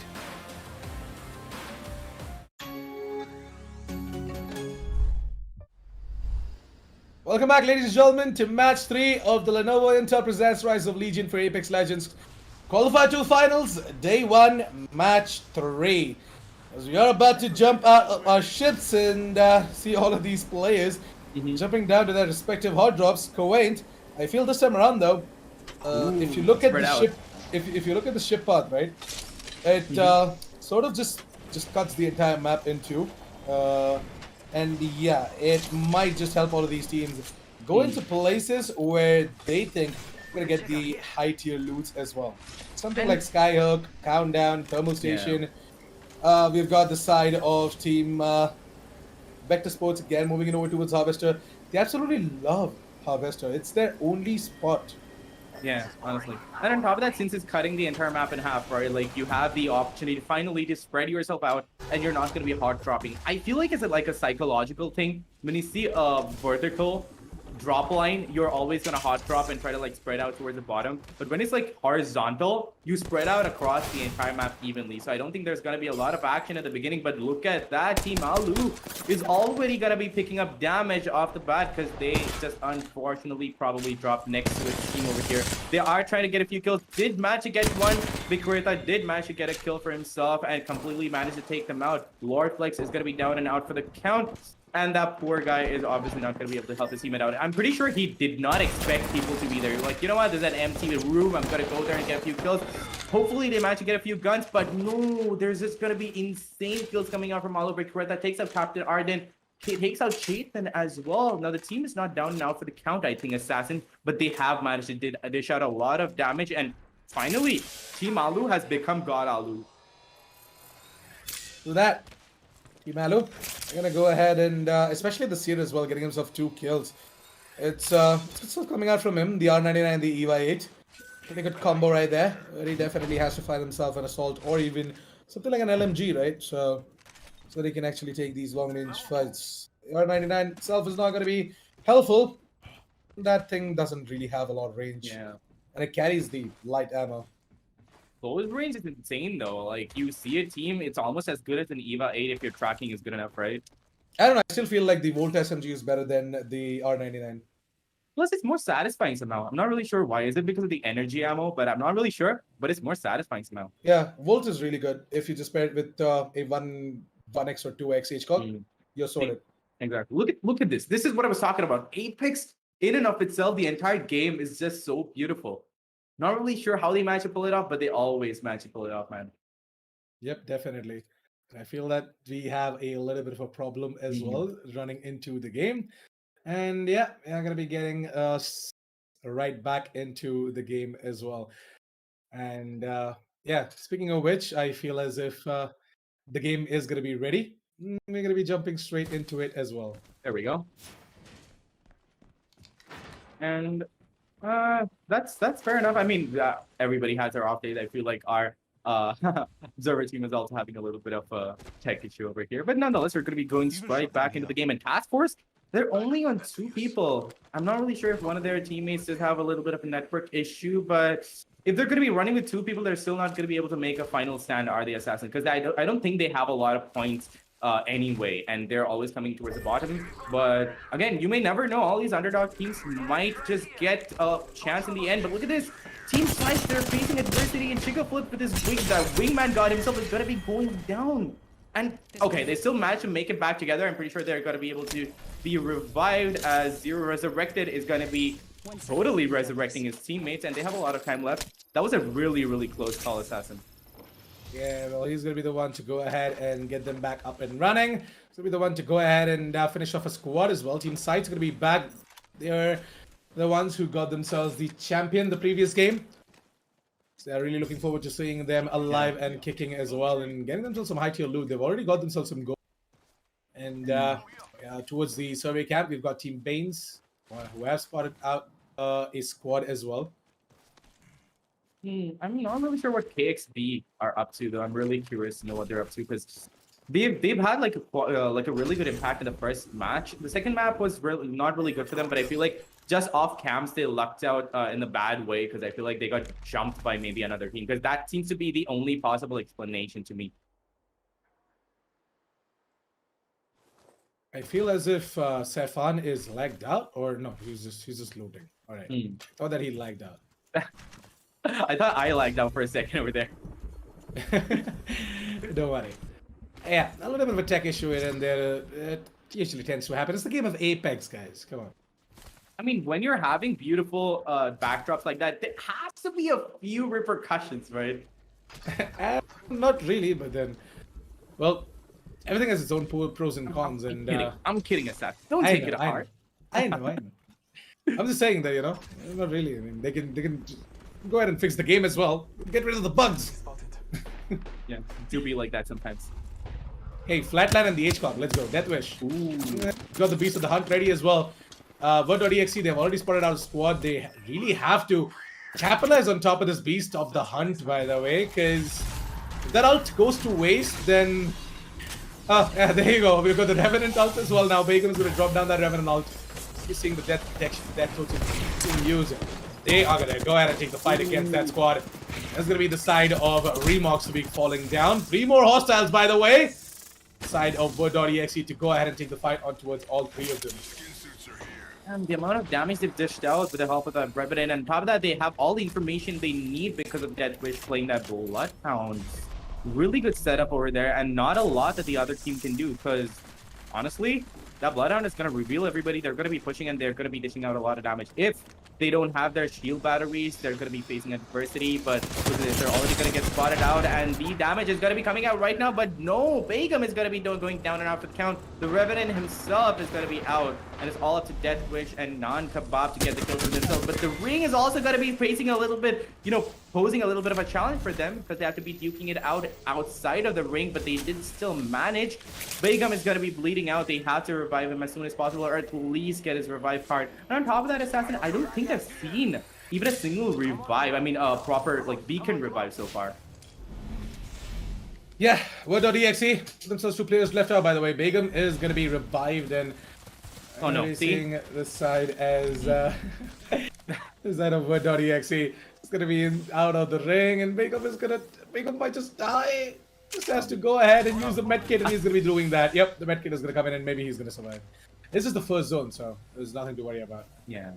Exactly. And over here, Banes are just chilling over here. They don't have a lot of competition. There's not going to be anyone over there, but they've got really good loot. They've got the LSR, they got the R99. R99 I still feel like is a pretty good gun, close range, but it's really hard to control. The recoil is just insane, and if you can manage to control that, almost as good as a shotgun, but I don't think anything can beat the EVA 8, man. Yeah, Team Banes, well, they also are going to be finding themselves at a really good spot in the map. From the side of KXB Esports, this time they are still alive and kicking among the rest of the 13 squads. They've got themselves pretty good loot. They've got a Valkyrie, they've got a Bloodhound, they've got a Wraith. Everything is sorted out. Yes, Mumgi is going to be running the Wraith, running on that Bloodhound as always, and Party Kill is going to be running the Valk. Valk also, I feel as if is a really good escape artist, but not all the times. Not all the time, because you're still going to be exposed when you're trying to escape right here. True. But anyway. Yeah, Party Kill, by the way, is going to take a lot of damage. He's going to lose his shields. The Wraith is going to try and recharge her shields as well. The side of Team Banes, they are going to be the ones who are taking a shot at the side of Team KXB Esports. I mean, they do have the Seer on their hands too, so they can see right through the cover. And then there's the Gibraltar, the Gibby, to provide shield and backup to his teammates. I feel like KXP might not be able to make it, but they do have the vantage point. All depends upon who's going to be dishing out the damage first, but Bane blind. That was a really risky move there, my guy. You put in your ultimate and you went in with your juice and he just went there and in for the kill. But honestly, he got a lot more damage than he thought that he's going to be dishing out. But look, the ultimate from Gibby is also going to be coming out. Let's see if that's going to be helping them though. Ronin has already popped his ultimate, and probably going to be going in for the kill. I feel like he just might have the potential to take out the entire team even without any help from his teammates, you know? Because when that Bloodhound pops that ultimate, I swear you have to fear him because he can see through walls, and when you're the entire gray screen and when everybody's marked red, he's not going to miss a single shot. KXP Esports, they're going to be the ones to go ahead and get themselves a squad wipe as well. They're getting third party, by the way, and they need to be careful about this. Get the hell out of this position, otherwise they're gonna get taken down as well. Indeed, and there's still 12 squads remaining, 18 seconds to the next zone, but the zone is still not towards the end. I feel like we might not see as much action as we were seeing in the last two maps, because I don't think there are going to be a lot of bridges towards the end zone, but let's just see. It's Apex. Anything could happen, Assassin. Oh yeah, over here, OP skills. They're trying to pick up a little bit of loot from their recently fresh built team.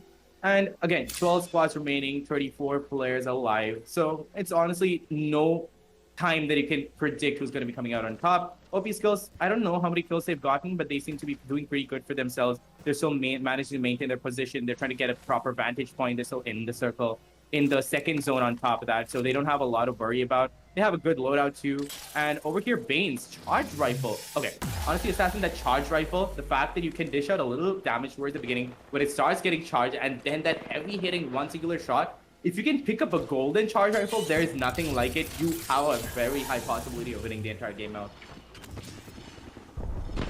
Penalty and Banes, they are still alive and kicking. They've got information on another squad. They're going to try and take them down as well. That is the side of Team Sights, if I'm not wrong. No, actually, no. That is a different, there's a whole different fight that is going on between Metro Legion and Team Sights. Metro Legion, Yato Place and everyone in that team, yep, they are the ones who are taking the fight against the side of Team Sights. Banes are fighting off with another team here. I feel as if the Seer is going to come handy here. And they are still outside of the zone, so it's kind of a risky move for them.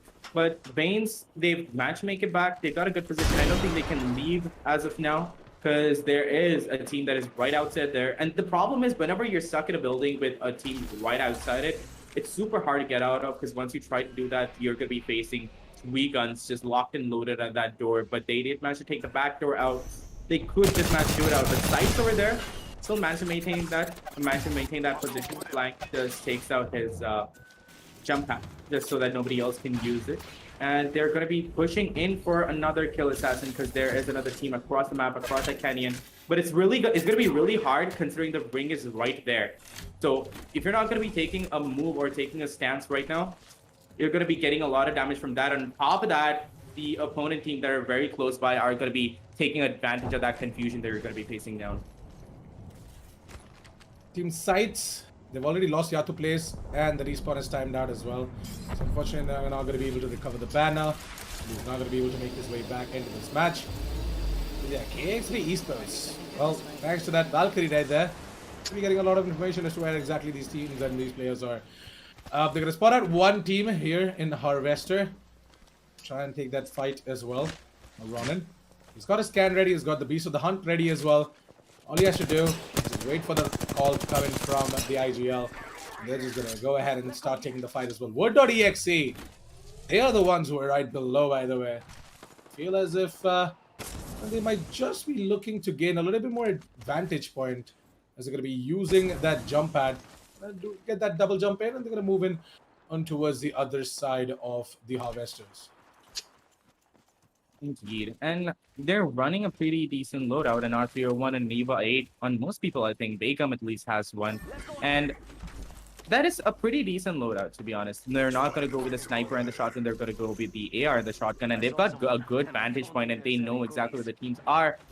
Still, Begum is not going to be engaging so far. He's just informed his teammates that, okay, there's another team down there. We may be able to engage on them because we have the vantage point. But if they're going to be going out into cover, we have to push them super fast. And if they're not going to be able to do that, they might just get taken out at the same time, Assassin.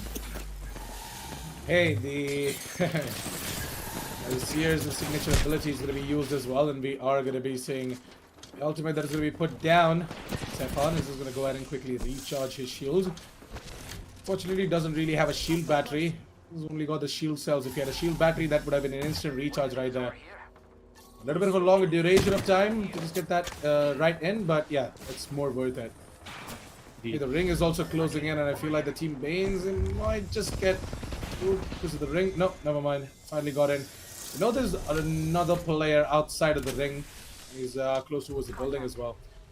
Might just try and take him down. 10 squads left on the server. Go towards Climatizer. Got the side of KXB Esports. Holding on to this area. They might just see the side of... What exactly was it just below? There was Team Word.exe, right? I think so, yeah. And I feel like KXP was facing off against Word.exe in the beginning too. They managed to diverge and all again found each other. But it's good to see that KXP are still surviving, considering how the second map didn't fare that well for them. So they might be able to, you know, make a comeback on this time. They might be able to become the champions yet again. Word.exe has spotted out another squad right opposite to them. So they are actually looking to get that frag on towards the other squad. Maybe try and move on from out of this particular region. Because they know the final ring might not favor them. Hey, the crypto is here as well. The crypto drone. Through the side of Iron Man and the OP skills. They're the only ones running the crypto. Running a crypto, a wraith, and a Gibby. That's the Gibby ult. There's the Gibby ult coming in, by the way. Bombardment. This guy is, as it is, gonna go ahead and do a lot of damage on towards Iron Man. Vexenor is down as well. Vexenor is knocked out. He has to be revived, but OP skills they can't actually do anything about this. There's gonna be 0 resurrected to finish him off as well. They have to go ahead and recover his banner, but that is a suicide mission altogether. Suicide mission indeed. And it might pay them off if the luck is on their hands. But look at this. OP skills, they do have, you know, a good vantage point over here, so they can drop down at any moment, and it won't be that bad for them. I love the fact that Crypto can pick up yeah, you can do this, right? I forgot. Yeah, you can just go ahead, use that Crypto drone to pick up the teammate's banner. And there's a like resurrect tower right there. The beacon is right there. Oh, They locked out. But it's very risky though. No, but on top of that is Crypto, right? I think you can instant revive with that drone of his. See? You can instant revive with that drone of his, and it's such a clutch situation right now. Like, he can honestly get his teammate back up, but they're still at a risky spot, because even if they do resurrect that, he has to still drop down and search for the loot. That is going to be really daunting. Exactly what I'm saying, right? It's going to be very risky. But still could serve as a good distraction for them, though. It might. At the same time, it might just backfire them as well. When they're no longer going to be having, you know, any sorts of information as to where exactly the other squads are. Like, okay, most of the squads might just start firing, but you never really know when your 6 is not covered, right? Enemies coming in 6 o'clock. You got a flank coming in as well, and there's no way that you're going to be able to do anything. So it's better to just, you know, distraction and all is fine, but right now what you need is a lot of information. And wow, did they actually revive him? I think they did. That's exactly what we're seeing, probably him dropping like a hero from the sky. Hey, Vexenor, Iron Man, and Black Wolf are in one building, and just opposite to them is Zadium, Hungry Stage, and Beerus. There's the Seer ult being put over there. An ult for an ult, an eye for an eye, and all depends on who's going to be pushing Look at the first. zone, and there are 7 squads left. Yeah, exactly. This keeps like Team Banes are here, by the way. Team Banes are here. They're not even gonna knock the door. They're just gonna bruise through it. They're just gonna explode the doors and they're gonna move in, claim their real estate. They're gonna be the ones to go ahead and wipe out that squad as well. Team Banes, they survive. Alpha Q is down. He's gonna be revived as well. And yeah, Sefan and Blank, all they have to do is just find a lot of loot, find some replacement shields. There's a gold right there. Ooh. Blank or Sefan can pick that up. And honestly, they have decent loots and they have decent loadout and good shields. I feel like we might see a Bane's champion coming in sometime, because like 6 squads left. They've got good tier loot and they can like leave their building at their own discretion. They can leave whenever. But then again, we still have Vector Sports in for the action. They also have a really good vantage point. They're not dishing out a lot of damage, and they're not taking a lot of damage either. Nobody has spotted them out, and everybody's playing super safe right now, Assassin. Vector Sports got themselves the information. They know where exactly these players are. It's going to be definitely a noob to go ahead and use up that R99. Going to frag on towards Uzumaki Paris. There was a final player as well in his team. He's going to be going down, and we are going to be seeing the side of Vector Sports left out with 4 other squads. Make it 3 now, as it is going to be final player as well. On towards another squad going down. Vector Sports, they know where exactly Team Bane is. They've got the CR Ultimate. It's going to be going down really soon, I guess. Vector Sports, what exactly are they going to do? In terms of the overall situation, both of them are at an even ground here. No advantages, no disadvantages whatsoever. The only advantage Banes have is that they're inside of the building and they're not out in the open. They have to leave.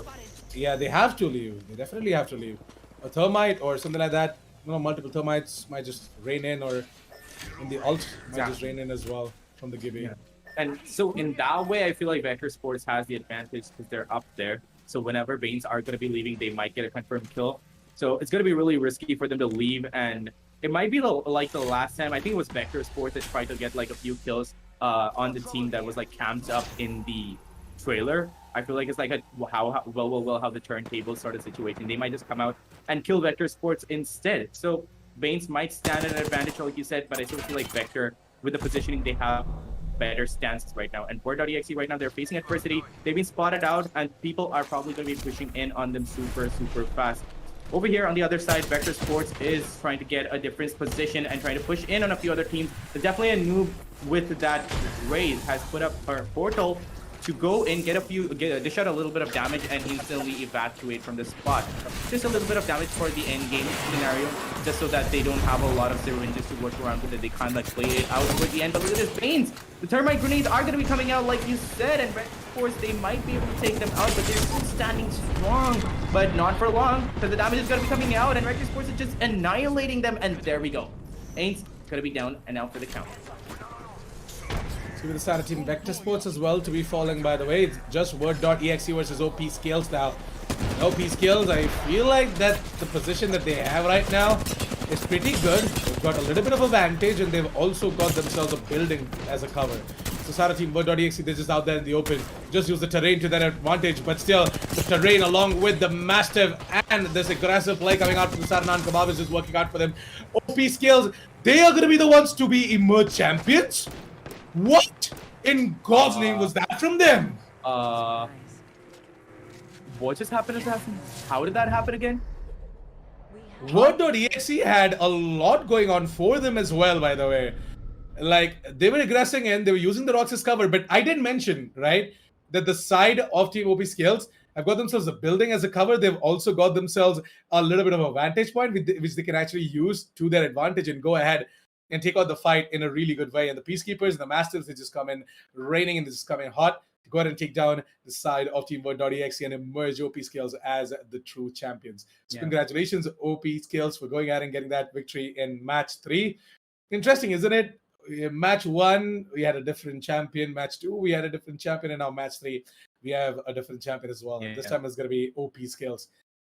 But yeah, that definitely was a match to be talked about, and definitely are going to be bringing it down a little bit further into the match highlights as soon as it is going to be ready. We're going to be jumping straight into it as well. But Quaint, I wanted your opinions as to what exactly went wrong for the side of Team Word.exe, because I feel as if we did talk about that they did not have enough cover. They had to use terrain to their advantage, but still the match highlights are ready. Yeah, we can just jump straight into the highlights. You can start explaining you can start explaining the audience as well as to what exactly happened at the start of the game. Later on the line, I'll pick it up. Yeah, exactly. But I just want to say that it was mostly confusion and pandemonium that meant that Word.exe was not going to be able to survive. But see, off the bat, dominating guard were going to be taken out super quick because they had no idea there was another team just hungry for action over there. Then Sites, they were facing adversity for a little while where they almost got taken out, but Zero Resurrected came in clutch, took out the last player, and resurrected his buddies. And sides, honestly, unfortunately, they couldn't stand up until the end. And that was kind of unfortunate, but that's the thing, right? Every map we're having a different champion coming out into play. And Word.exe was a team that had a really, really good standing the entire game. They had really good kills. They were not playing it too aggressive. They're not playing it too passive, and they were aggressing at the right time, which is something that you need in the game of Apex. And you can't really just be playing it chilled out, because if you camp a bit too much and you're going to be in a building that doesn't have a lot of escapes, you are going to be taken out. And then there was Banes. They were becoming super explosive, but they just got cornered in on that building and they had no option but to leave. The moment they had to leave, Vector Sports was there to pick up on those kills. And it was just kind of unfortunate for them, but it's just so diverse in the game of Apex, because you never know who's going to be getting kills and you never know who's going to be up top on you. And it's not like other games where it's more horizontal, where you like just check the horizon. You have to always be aware of who's on top, who's on top of a cliff, who's above you, because they could just be coming in and dropping like birds, Assassin. That's absolutely right. And I feel as if the final stages of this entire match, right, it's just so chaotic. You had teams that just sandwiched themselves inside of a building and just got absolutely taken down. Team Banes, they just got completely destroyed as well. It was like the final player or something to take down definitely a noob, and yeah, the entirety of Team Banes went down. And then this just got third partied or something like that. And Word.exe and the side of OP Skills, this fight was absolutely something. We saw the hunt activated from the side of Word.exe. They did have themselves the Peacekeepers. They did have themselves a Mastiff, the R301s with an OP Skills. It just came in clutch. They just came in hot. 2 players bled out, and then it was just down to the final player to get something done, and OP Skills. They just made it happen. They just went in hot and then took down the entirety of Word.exe. Despite Word.exe having all the ultimates and everything else going on in their favor as well, they were not able to close it out. And that pretty much is what happened in match 3 as well for the day. Definitely was a really good one. And I can't wait to see what we're going to be seeing in match 4, because match 4 and 5 are going to be the ones that are going to be deciding who exactly is going to be at the top of the table as we close out the day as well. Speaking about the table, the match standings and the overall standings are going to be ready really soon, and we are going to be jumping straight into them as well. But Quaint, tell me this: what exactly happened right there between the side of Team Banes and Vector Sports? Because we knew for a fact that Team Banes, they had something interesting going on in there, but Vector Sports, they just came in with these thermites. I'm not really sure why the side of Banes would just hold it. Like, I know for a fact that they were just trying to lock the door, just trying to just block the door as well, like a human block right there, like a human shield. But then that wasn't the best strategy out there, right? They just got thermites. They just got thermites right onto them. They had the side of definitely noob who just rushed in as well with his SMG. It was so good.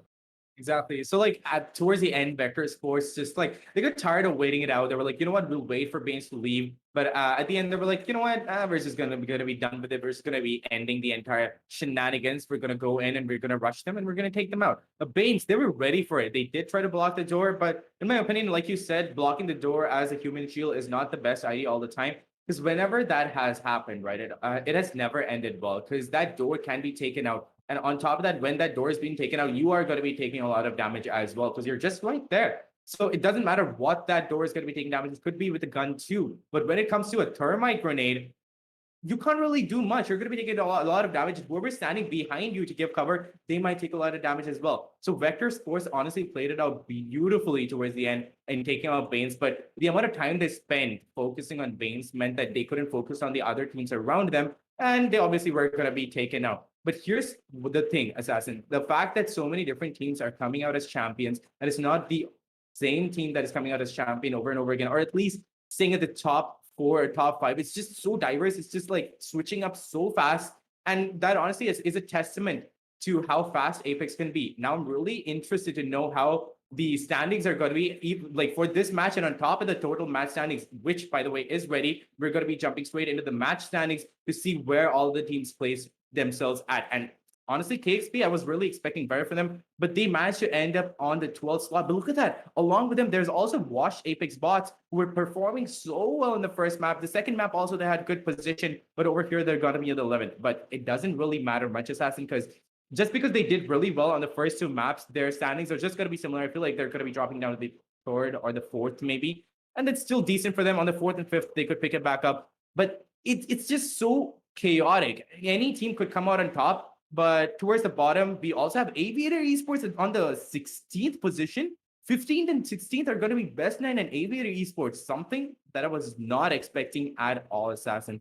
And then we have Baines there, Word.exe. Baines really played it out really well. Word.exe, they did get their fair amount of damage in, but the amount of damage Baines did, it did not like stand a chance in front of OP skills at all. They did win it out, but Baines did so much damage and they positioned themselves so well that they came out on top even in spite of not being the champions, Assassin. Yep, absolutely. And I feel as if the side of team Baines are going to be very, very happy with the amount of kill points that they racked up in this match. Like they did absolutely everything they could, but unfortunately, they just sandwiched themselves. They locked themselves inside of that building, right? If only Yeah. Vector Sports did not rush them down, that could have been something. But hey, overall standings are ready, so why don't we quickly jump straight into towards the overall standings and see what exactly is the story over there? Because I know for a fact that after this match, Baines are going to climb up. They're going to climb up over towards the third spot. We're going to be seeing Word.exe over towards fourth. OP Skills on the 7th spot from the 10th spot. Play Like Pros from the 11th to the 10th. Vector Sports are going to jump straight into towards the first spot. Sights on the 2nd. Hey, Vector Sports, I feel like that. I feel a little bit of a flashback from Qualifier 1. Team 1HP, they themselves did not have a lot of champions at the start of the day, by the way, start of the finals. But towards the end is where everything changed. And without even a single champion, they were able to stay at the top of the table at day 1. So I feel as if, Team Vector Sports are a little bit of a flashback of what Team 1HP were. Indeed. And then we have Sights down there on the 2nd. And like I said, Washed Apex Boss have like dropped down to the 5th, which is not a bad position at all because it's not that hard to like come back from that position. And considering how they are having consistent performance, I feel like they're going to be maintaining the top 5 positions. Not really sure if they're going to be coming out on top, but they could still come out in the top 3. I really think that Washed Apex Boss are going to be coming out into the top 3. But Sights, though, I didn't see a lot of presence from them in the first map, but on the second map, from the second map onwards, they were just so explosive and so good at what they're doing. Then there's Vector Sports too. They're managed to dish out a lot of damage. Honestly, Vector Sports, Sights, and Baines, these 3 are the teams to look out for from what we've seen so far. Now we can determine the Vector Sports, Sights, and Baines are the ones to look out for. Word.exe, they're kind of having like an on-again, off-again sort of stance where they're getting good kills, they're getting good positions, but then again, they're dropping back down. It could go either way. Washed Apex Boss, they're being consistent, but they have to increase their consistency or even the place where they're being consistent a little more. Otherwise, they're just going to be sitting there on the 5th spot, maybe the 4th spot, or maybe dropping down a little more. And there's KXB Esports to always take them over. OP Skills, they did manage to get that win. They came in from the 10th to the 7th position. That is a really good jump. But then again, if they're going to be losing out the maps after this, they're going to be dropping straight back down to the 10th. Then we have Aviator Esports and Play Like Pros too. They're playing really well. 9th and 10th positions, but that is not something to worry about. They do have 16 and 12 points, and that's far away from the top 5. But they still could honestly play like pros or be like aviators and just shoot their way to the top. So Vector Sports for now, though, with a total of 41 points, I feel as if they're just gonna keep on, racking up the kill points. They don't really care. As long as they can just do damage and as long as they just go ahead and keep on racking up the kill points, they are pretty much going to be fine. If they can just combo it up with a win, that might just boost up their entire standings right here, right now. But as we head on over towards match 4, I feel as if things are going to take a little bit of a turn. We might just see another unknown entity come in and take a champion title for themselves. OP Skills, they actually surprised all of us with that performance in match 3. And in match 4, we are going to be seeing maybe someone like Team Alu or the side of Team Baines to just go ahead and get themselves a champion as well, because Baines actually deserve it.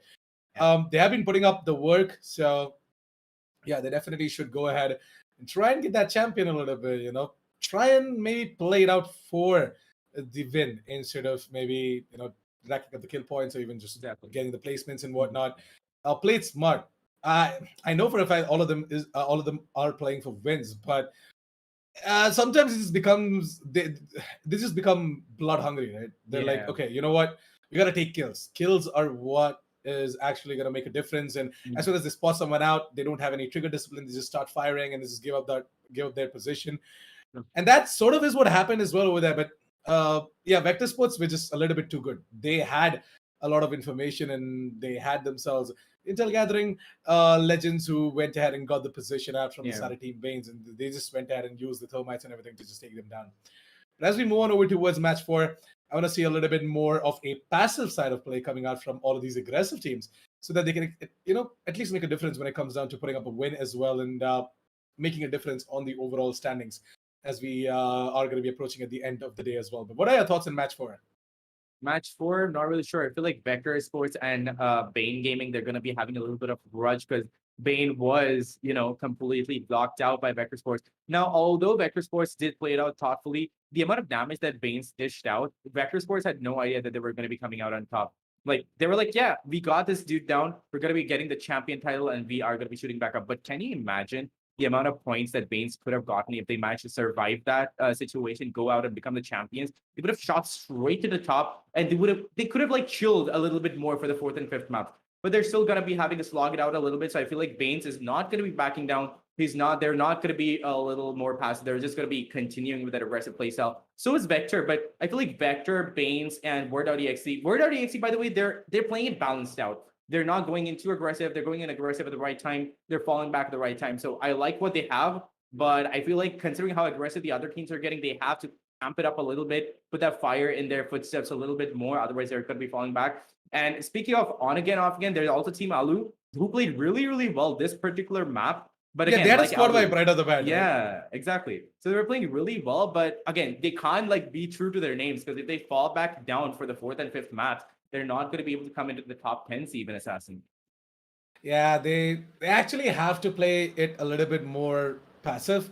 Like, yeah, I know for a fact that they did go ahead and get that squad vibe, but it also kind of gave away the position, and they just were so aggressive. They just wanted to hunt that. They just wanted to hunt that team down as they tried to escape. But it's okay. I mean, it's a way of racking up the points as well. And when there are so many other teams who are much, much better than you, who have a much higher chance of going out and getting that champion title as well, you try and take as many fights as possible, right? Sometimes you are just like, chug it, chug it. We not going to play for the passive plays. We're just going to move in, I'm going to drop in hot, and we're going to get some loots. And as soon as we get a weapon, we take on the fight. Like, to hell with playing passive and everything else. We're just going to go ahead and take the fight. It doesn't matter if you die or whatever, but yeah, that is sometimes the mentality. Yeah, true. But the problem is when you see that desperation coming out, right? Sometimes it never works out for you. It's like, when you're trying to practice something and then you are failing at it and you start doing it the same thing again, but faster. You're like, you know what? One of these times I'm going to be getting that kill. And it goes for anything. Like you're playing a piano, you mess up and you start playing it faster for some reason. And that's exactly what Team Alu is doing. They're becoming a little too desperate. They're like, we're not getting kills. This is going to hot drop. We're going to be getting kills. But that is not the mentality you're supposed to be going into. Get a few kills, but they're getting third party too often. So you play it out a little more passively, play for position points, get a few kills. I'm very sure that they can make it out into the top 10 at least. Yep, so the match is ready. Why don't we quickly jump straight in towards the match as well after the message from our sponsors.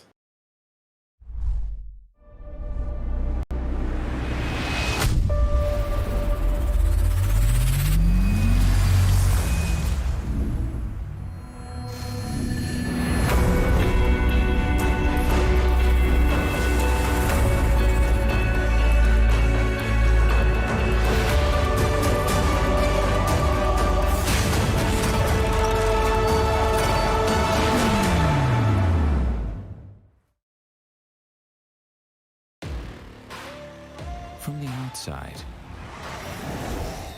who would know what lies beneath?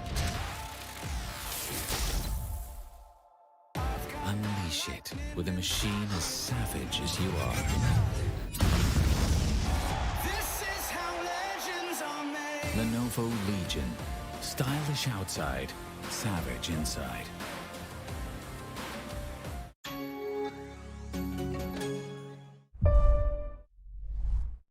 Well, the match is ready as well. We're just waiting for the ship pad to come right in, and we're going to be jumping straight into towards match 4 as well. Well, match 4 is ready. So, Quaint, I want your opinions on what exactly is to be expected out of this match, because we know for a fact that this time the ship path is from the top to the bottom, and it sort of is just cutting the map in half. It's going straight above Fragment West. And I feel that, again, we might just see teams like Vector Sports dropping over towards Harvester. We might see the side of, you know, Bane Gaming moving in over towards the Climatizer. Interesting, isn't it? Bane? Ooh, I thought the team Bane, they might just go in over towards the Epicenter. I feel like it's just because of the positioning of that line that they're going in for, the stances that they're going in with. Normally you're used to like dropping in towards the bottom left of the entire map and then spreading out, right? But since it's coming from the top, they're always going to be spread out. But look. No, how actually, spread out- interestingly, you know, Team Banes, right? They are the ones who kind of like to drop in places like Fragment or Countdown, even Epicenter, Overlook. I haven't actually seen them go Overlook, but yeah, like Overlook is something that they love to go as well. I've seen them drop it over towards the thermal stations as well, so. Ooh, and where do actually have dropped in towards Fisher? Interesting choice, but there, most of the action always starts in Harvester for some reason. Like that is such like it has an arena sort of vibe to it, doesn't it? It's like an entire dome, like an entire stadium sort of scenario where you can be on two ends and just like use frontline. snipers. Yeah. But Harvester, I feel as if not all the time you find the best of the weapons, right? Like it's True. not really a place where It's you just can... fun. It's fun. It definitely is fun because it's at the center of the map, right? Yeah. And most of the teams, they do tend to just go close to Harvester. Harvester also has a lot of terrain that you can put to use if you have a good enough sniper. Exactly. You get a If you luck Kraber or out. something like that. Yeah. If you get the Kraber or something like that, man, Harvester is a great place to just go. Honestly, yeah, you're right. If you get a Kraber or something like that, may God help your opponents. Like, And it also depends on the zone as well. So basically, if the zone is somewhere around Harvester or just I over, swear. over towards the bottom of the entire map, right? If you drop it over towards Harvester, most of the teams who tend to go in over towards Fragment, you can just cut off the rotations as well pretty easily. indeed. But look at this, Team Alu. They're becoming aggressive yet again. They're trying to pick up a few more fights, but not really sure if that is the wisest of choices. I really think that they should be playing a little bit more passive because they don't even have the shields, but they're still going with their guns. They have decent loadouts, but they don't have a lot of bullets. They honestly should not be taking this fight, Assassin. And like that, they are going to be evacuating out, but I don't even know why they decided to take that little bit of fight in the first place because that just gave out their locations. I'm telling you, Team Alu are like that. They're like, you know what, chug it. We're just gonna jump down. We're gonna take the fight. That towards Lava City, the exact same spot where they landed last time. Yeah, pretty much. See, well, if you're going to be taking so much aggression, at least make sure that you have the proper loadouts. Otherwise, you're not going to be able to do any damage. Wow, Remox is trying to just go ahead and get that frag. I was gonna be seeing Hater Shams destroy the jump pad. Yeah. Oh, alright, okay. So he didn't want anybody following them in their footsteps and like jumping in towards them. And suddenly you're like, wait, how are they on the roof? Yeah, actually I can't. It's kind of a blurry vision Yeah. for me as well, so kind of just like got distracted. I was It do be what's like happening? that sometimes. Do be Yeah, like that sometimes. do be like that. Internet, man. Yeah. Even the best of the best internet cannot handle a game like Apex. Just so fast paced, man. Ping issues, they do reign rampant. Yeah. Look at this. Word.exe, they are kind of hopeful, right? Like Word.exe, they're having a good track record and they're having really good at look at this Begum. Like you said, amazing player. He's just jiggling that with a crouch, just looking like he's bouncing and just managing to land a few shots, and it's just being done so beautifully. But I don't really think that they should be going in for that attack, but they are going to be going for that attack anyway. The Revenant ultimate is going to be coming out and they're going to be going in all the way forward to get the amazing damage. Wow, in mid-air, they're just going to be dishing out amazing damage. The opponents, they know they don't stand a chance. They're going to be like, you know what? We cannot stay here. We have to evacuate. But they evacuated at the wrong time once they saw them coming in, and that was all that they needed.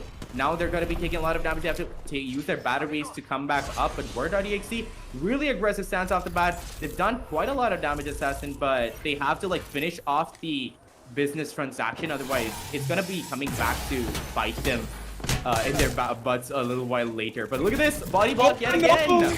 Yet again. Body block. But Death Wish honestly has a Death Wish because he has been taken down. Aku Oberoi is just gonna use that same death totem put down by the side of Word.exe by Begum. He's gonna, you know, cheat a little bit. He's gonna be like, well, thank you for the death totem. He's gonna use that and take you down as well. But yeah, nice try though. Word.exe, they have a little bit of a problem upstairs. Just above that floor is one of their opponents, so Ooh. we have to be a little Yep. bit more careful. We're gonna quickly shift our eyes over towards Underdogs and Team Vector Sports now, and Underdogs trying to escape out of this situation. This time Underdogs have a full squad.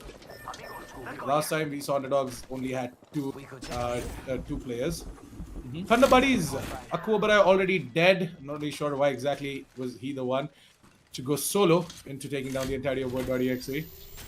Yep, Akuabara, he was the one to actually use the Death Totem, move in, try and take down Death Wish, but then he was actually doing a pretty good job. Death Wish did get taken down, trying to guard the door, but he got instantly picked up as well by his comrade. His comrade came in and helped him out, and then Akuabara got finished. Like that was a really well played moment over there, but super risky at the same time. He managed to pull it off. If he had a little bit of backup, I feel like they could have had a squad wipe on their hands. Nice little teleport, by the way. Like one building to other. He's up But access. unfortunately, the ring has closed in. They have to get this squad wipe right now. Yep. Play like pros. Again, a little bit more like Alu. Most of the teams who are at the bottom end are either becoming too aggressive or too passive. And it's especially, evident in teams like Play Like Pros and Team Alu, where they're becoming a bit too aggressive where they're not supposed to be. The Thermite Shield, the Heat Shield is there to save them outside the ring, but they are facing off against another team. There's only so much that they can do, but if they do manage to come out on top, they will be able to live to tell the tale for another day, Assassin. But it's going to be really risky for them because the ring is pretty far off. Team Surge just got eliminated, by the way, by the hands of Play Like Pros. It was a good one coming out from them. Play Like Pros knew what exactly they were supposed to do, knew exactly how they were supposed to take the fight. What did they think? Banes, on the other hand, they're also fighting off a team here. It is going to be the side of BRS. He's going to go ahead and take down Blank. That too with the Prowler, for God's sake. That's a first AR. it barely spits out 3 bullets when firing. Exactly. And honestly, it's just like Actually, wait, it's 5. bullets. My bad. No, yeah, my bad. 5 bullets, but then that and the Hemlock. The Hemlock is the one that spits out 3 bullets. But Yeah, Hemlock is the one that spits out 3. I kind of. But the Hemlock, honestly, is really underrated. But look at this. Word.exe Begum and his gang are going to be running in for that kill. They're going to be hunting them down. Yet again, they've got the Revenant ults up and ready, so they don't have a lot of risks over here. They can just go in and take them right out. That is exactly what they're going to be doing. Begum does manage to get a kill on Siphon, but that is all the damage that they're going to be able to do because their opponents have gotten a better positioning, Assassin. But if they can manage to get up on top of that cliff over there, they might be able to take them out, but it's all up to time to tell at this point. Well, the bad kids are going to be coming in, and I just see Begum and gang try and get the hell out of that position. Underdogs, on the other hand, they've also opened up a rift here. They can just use it whenever they want in order to maneuver here and there. Underdogs actually... Are they going to spot out the team that are right in front of them? I doubt that. I think they have. Towards the south, by the way. They're looking at the east right now. No, actually towards the west. That is going to be their west. I'm not really sure if they Hey, have. Word.exe might just go ahead and spawn out another squad here. Is that golden loot in that crate? Honestly, No, that's purple. That's purple, right? I swear if somebody gets a golden, knockdown shield, he is the luckiest person ever. But it's like the knockdown shield in particular is the most unlucky thing in the entire game because somebody else keeps getting it. Look at this charged rifle on John FPS. Means that he's going to be able to dish out a little bit of damage, but not quite enough because that final shot is not landing. And he cannot be taking that fight anymore because the opponents are not firing back. They're just trying to find defensive stances, but their location has still been given out. They have to flank it some way or the other, but look at this. John FPS does manage to get a lot of damage too. Oh, and he's managed to connect those shots. Pretty sure that poor soul is not going to be able to make it, but he's still trying. He's still running across the map, and John FPS is going to be finding himself out of bullets to fire at him for, and his opponent is going to be living to tell the tale for another day yet again. He did manage to relocate himself, but I think he was soloing that entire thing over there, Assassin. I don't think he can survive for that long.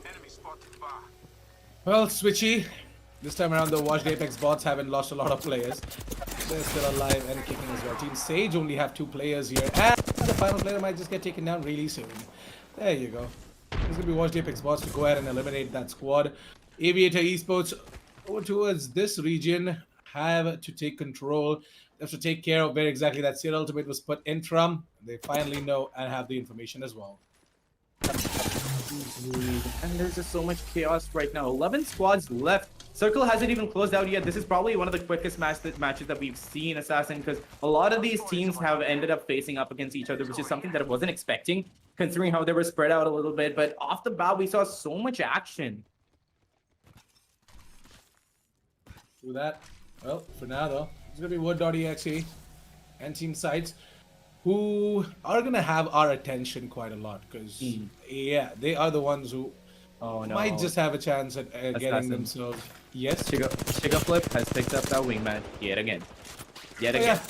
Yeah. Is he running like a wingman only challenge or something like that? Maybe. Feel like, but he's actually pulling it off so well, right? He has the aim, but sometimes that's not what you want. It's a really risky move to pick up the wingman. Yes, it has a lot of damage potential, but you have to be able to connect your shots. It's like just going ahead and just being confident of the fact that the others might not take you down, but the others have a better weapon. So yeah, exactly. So if they are going to be able to connect all their shots, that wingman is not going to be able to hold a candle to the opponents. Either he has to be like the master on the wingman, or I think he is. Like or, the way he's he been should playing be having it. a good, or he should be like having a really good day. Now, Wood.exe are gonna have a good time thinking that hey, we finally managed to escape out of that situation. Moving over towards the other side of that cliff, and we're gonna safely make our way inside of the ring, get ourselves a really good position. Watch they pick spots. Well, they are still holding on top of the building right here, and they know for a fact that there's a squad somewhere around the corner. Yeah, there you go. Switchy is gonna be the one to drop in an L star. No, not the L star, sorry, the Arc star. The Arc Star, yes. Yeah, wow, it happens. It happens. Yeah. But that Arc Star, I swear, sometimes you don't even know when it comes. Throw in the L star, right? That's so like. Just goes there and he drops the weapon. I'm sorry, I don't think you have a proper loader. I think you should take this one. Yeah, take this. I'm helping you. But yeah, like throw in the Arc star by the way, because he is running an L star, so I kind of like in the flow, in the heat at the moment, I was like, throw in the L star. He's kind of doing Quite what funny. happened to him. Like he was getting a jump pad, but he's like, here, take the L star, but no, I'm gonna be taking it back. Yeah. Thank you for dropping in the jump pad when I needed it. I didn't use it though, but you can use this L star. Yeah, indeed. I'll return the favor. But there's not a lot of damage that is being dished out though. Like look at the three teams that they're in such close vicinity, but they're not being able to fight each other. They're just playing so well around the obstacles that they have. And in any time right now, they're going to be picking up a lot of kills. It all depends upon who's going to be taking the initiative and whether the other team is going to be prepared for that push coming in. And this is sort of like the final fight right about now. Like, Yeah. we're gonna be seeing the side of Team Vector Sports go ahead and duke it out against the side of Washed Apex Pods. As soon as they are gonna get that information that they need, they're gonna start firing as well. My goodness, John. Half of that purple shield is gone. Indeed. Purple shields, I mean, honestly, he's lucked out a few times in the previous matches too, in the previous maps too. He got golden shields, he got red shields. So honestly, he's having really good luck with the shield somehow. But look at this, he's also picked up a charge rifle. He seems to be really comfortable with it. Really good scope on that. And if he manages to land his shots. Yeah, but still, the fact about the charge rifle is that if you can manage to land your shots, at least you can do like 6 HP damage, like the minimum that you can do. Is he actually about to craft? Is he actually about to craft the ammo? In the middle of a fight, yes, that's exactly what he's about to do with that.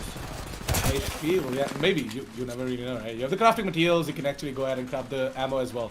Because as far as I know, like this week, we don't really have the backpack and everything else in the crafting thing, so Yeah, it keeps on changing every week. Like. just unfortunate at this moment. This week we have the 1x, 2x ACO, I guess. Scope. Yeah, and that isn't gonna do a whole lot for your gun. Yeah, that's anyway. a purple. That's a purple scope. It's a good The one. purple one. Okay. Yeah. Oh, the Yeah. 4x one. The yeah, 4x, yeah, the 4x Okay. one, not the 2x.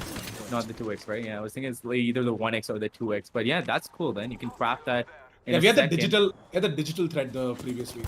The digital thread on the wingman or maybe the R99 is such a blessing. Yeah, the digital thread on the SMGs is really good. Yeah, You can really, spot really them out as well. Like smokes and all don't really matter anymore. But look at this. KXB, they're already down one player. Ronin is down off the count, so they're not going to get any information. But Oh. just as I'm saying that, they were facing adversity and the other team that just wiped them out.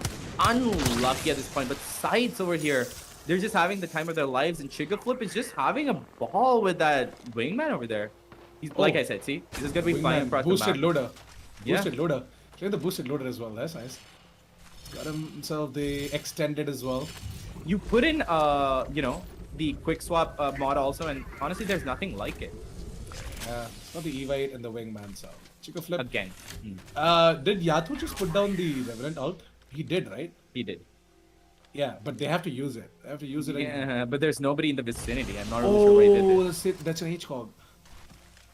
No, that's not an HCOG. Wait. He did not put down the ult, right? Yeah, I saw him doing something towards the wall, so...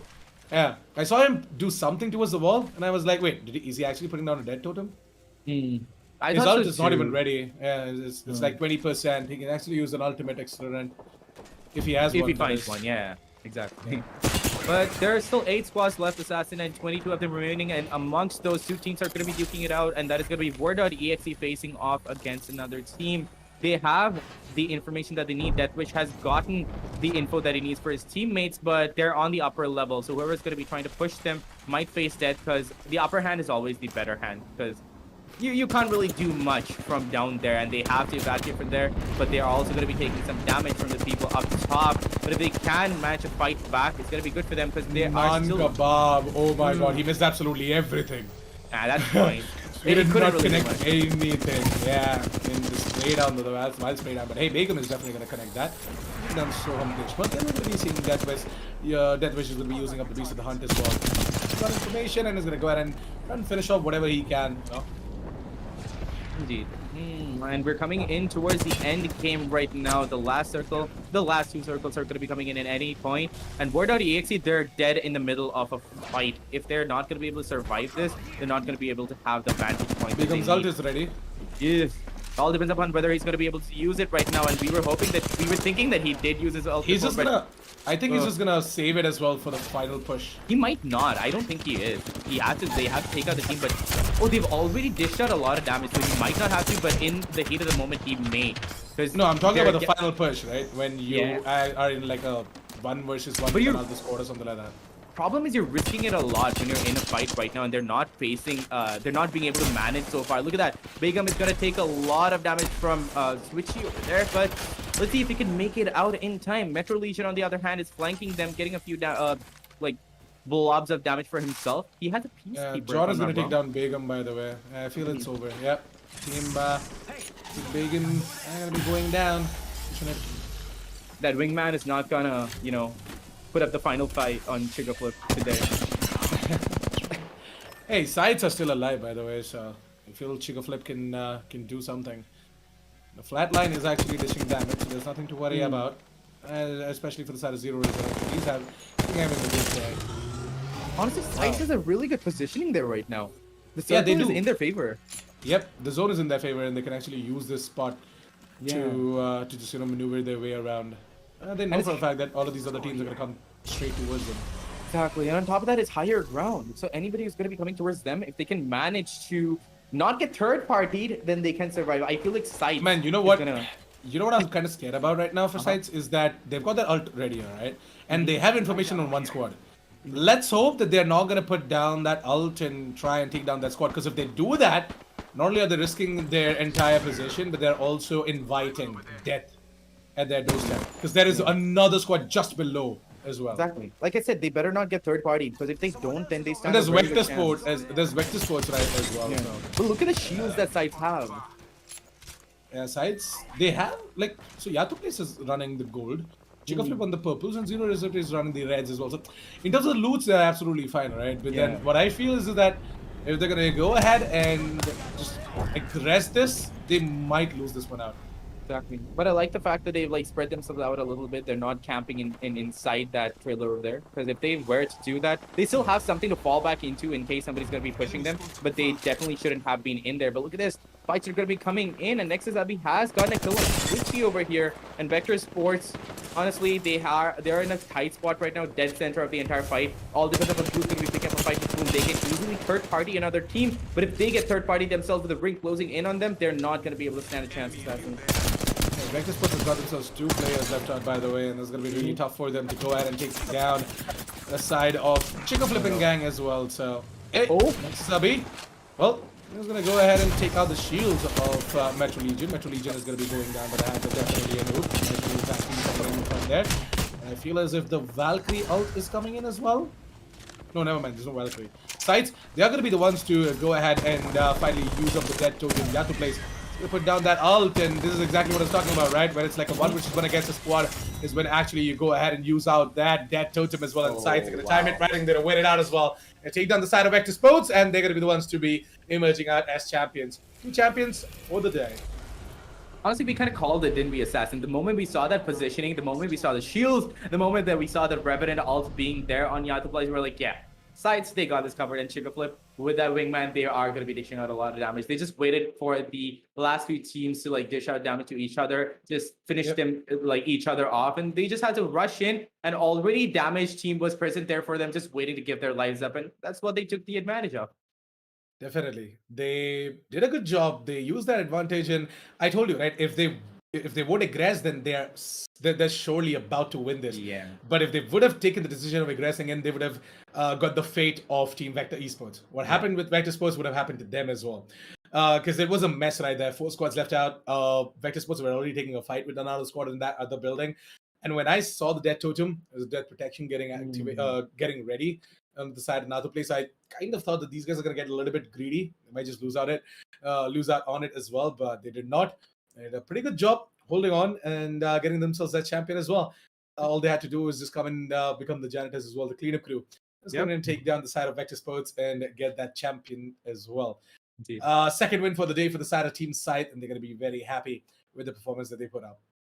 Honestly, and I feel like they might be able to take out this entire day 1, but Baines is really hot on their tail. I feel like Baines could make a comeback. Not really sure where they stand on this current standings, and I'm waiting for that to come in. And then there's also Vector Esports, who are making a pretty good name for themselves. But Sides, honestly, amazingly well played. You positioned yourselves really well. And this was a much more tame match, wasn't it? Because we didn't have a lot of pushing in. We didn't have a lot of last minute pushes, and we didn't have a lot of instant fights. We didn't have a lot of people going into the center of the screen at the at the very beginning of the match. But anyway, the match highlights are here, and we will show you what exactly happened through the entire match in case you missed out onto it. So Assassin, take it away and just walk us through what we've seen through this entire match.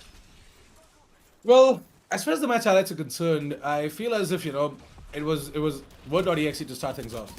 They were the ones to go ahead and put down the death protection first, use that in order to go ahead and take down the side of Team Alum.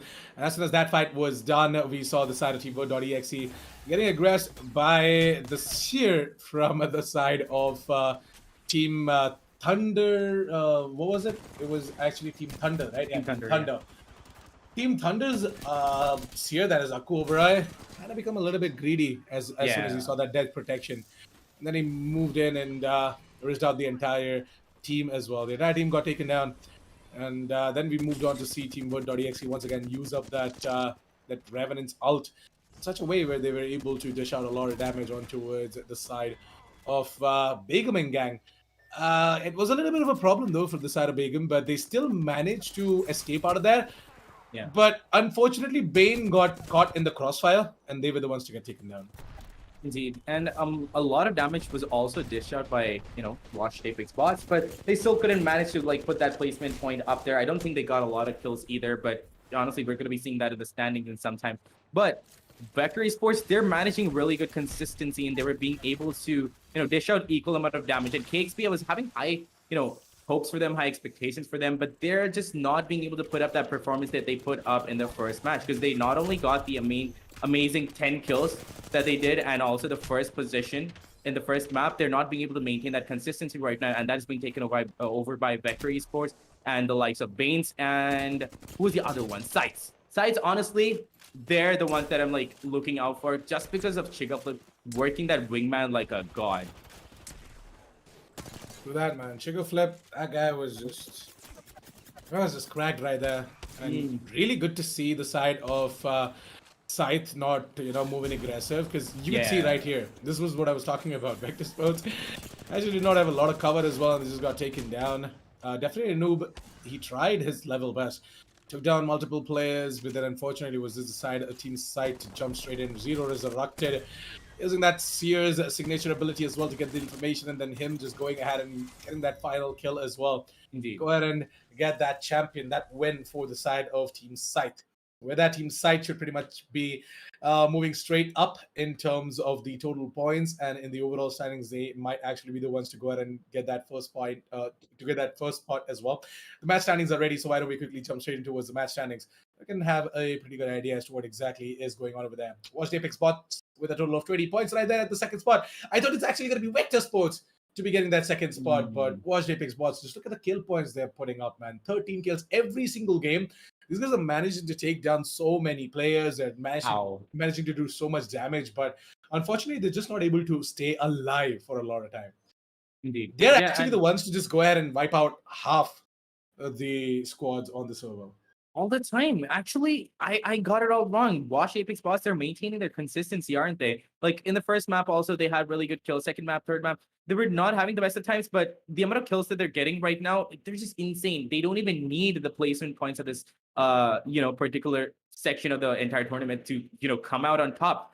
They are on the second position, but I'm not really sure how that's going to be affecting the overall match standings. I feel like they're going to be coming up at least one position or two, maybe, because we also have Vector Sports right there, Sights up there, right up there with them, Board.exe, Aviator Esports. I feel like Sights is going to be shooting straight up to the top there. Then we have Thunder Buddies who have made their way up to the sixth position for this particular map. Then there's Underdogs. These are people who we were seeing towards the bottom, and suddenly they've made their way up to the sixth and seventh positions. It's not going to make that much of a difference in the overall standings, but it's still good to see that they're managed to hit at least a little bit of what they honestly potentially could. Team Alu, again, on the 10th position. They're having an on again and off again sort of situation. Again, they're aggressing too much. We saw them aggressing in the beginning for no reason whatsoever. They should have been playing it a little more passive, played it towards the placement points towards the end of the match where they could have done a little more damage. But they're just getting third party because of the aggression that they're putting out off the bat. Kixby Esports is still in the 11th position. They still are not being able to bring the magic that they had in the first map back into play. It's just washed Apex Bots just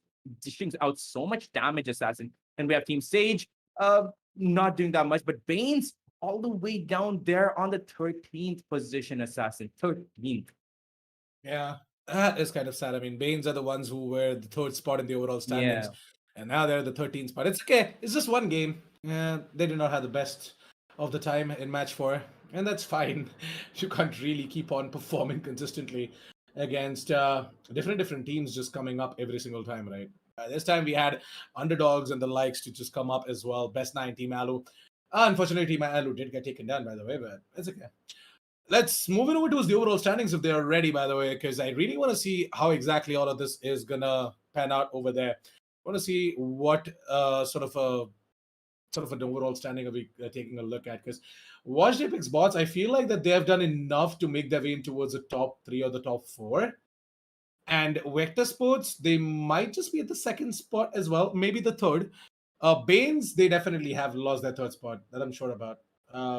Because watch Apex Bots, they have been doing quite a lot. Yeah, I feel as if Word.exe, they also have a chance of making their way in towards the top 8. So yeah, speculations aside, the current standings are ready. Speculations aside, we're going to be jumping straight into towards the overall standings now, and there you go. Vector Sports, as I told you, I'm going to be holding on over towards the second spot. Watch Apex Bots, I did tell you, again, top 3.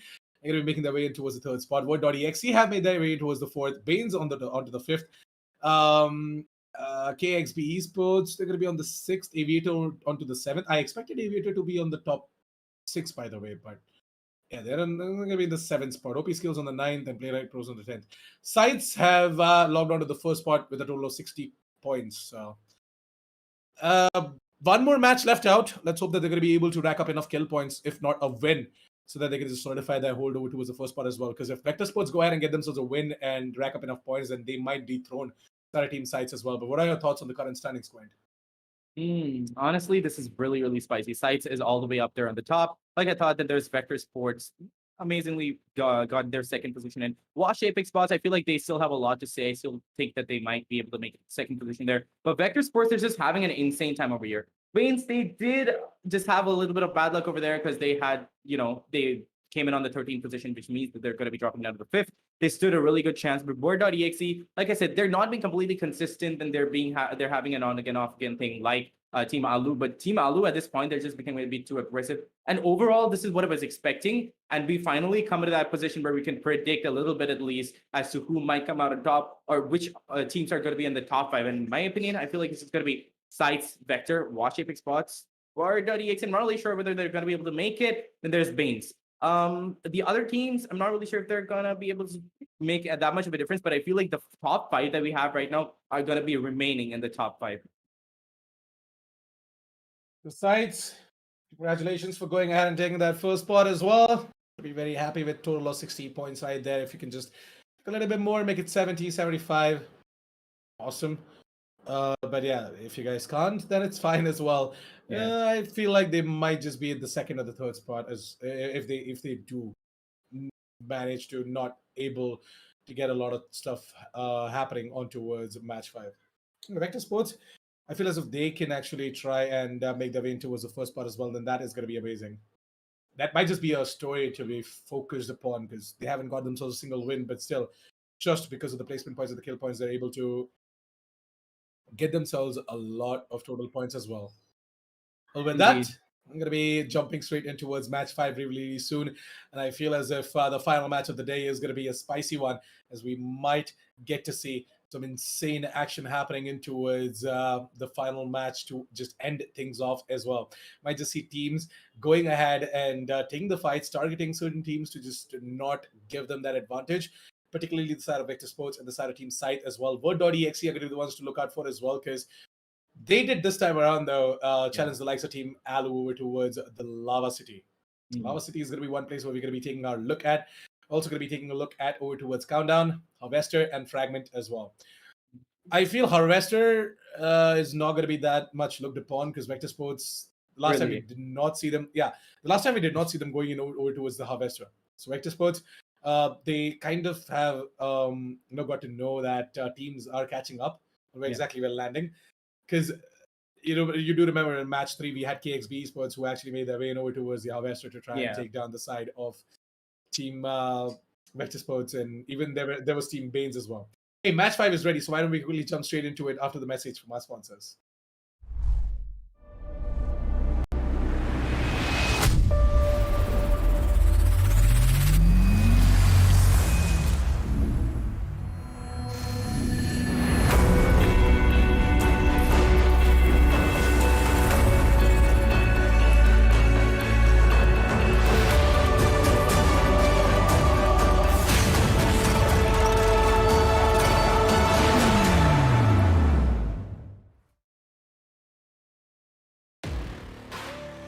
From the outside, who would know what lies beneath? Unleash it with a machine as savage as you are.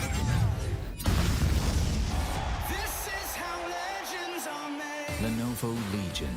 Stylish outside, savage inside.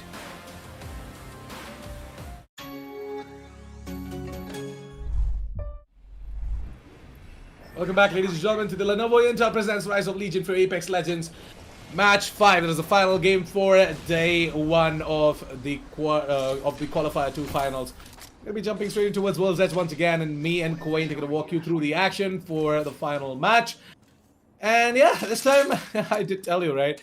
I'm going to be seeing the side of Team... oh wow, Vector Sports are back to Harvester. That's good. Interesting. Oh, Lava Siphon is the hot drop for this particular match. Interesting. So we're going to be seeing three squads making their way over towards Lava Siphon. Yeah. Got one squad making their way over towards the thermal station. What do you... Whoa! Death Wish! Are you He's got himself a golden shield right there. You have gotta be kidding me. I mean, I don't blame him. This was marked as a hot drop place. So.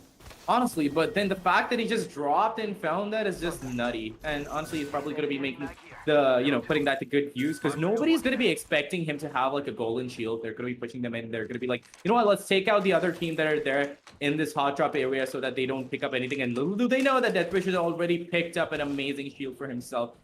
but it's all up to time to tell because I feel like there were like 3 teams that dropped into that hot drop area, wasn't it? Oh, Maximo. Okay. Yep, Maximo is going to get taken down. We're also going to be seeing Booms and Battlegus taking a lot of damage. Going to be seeing Booms going ahead and getting that scan in, but unfortunately, they're going to lose a player. Versus is going to get he's going to get taken down, and it's all going to be down to Boom. I don't think he's going to be able to do much, man. The wingman action is going to come in as well. It's going to be Iron Man to go ahead and take him down. Well, Iron Man, much for that name, he's going to live up to it. He's just going to tank all of the bullets, and he's just going to stay alive.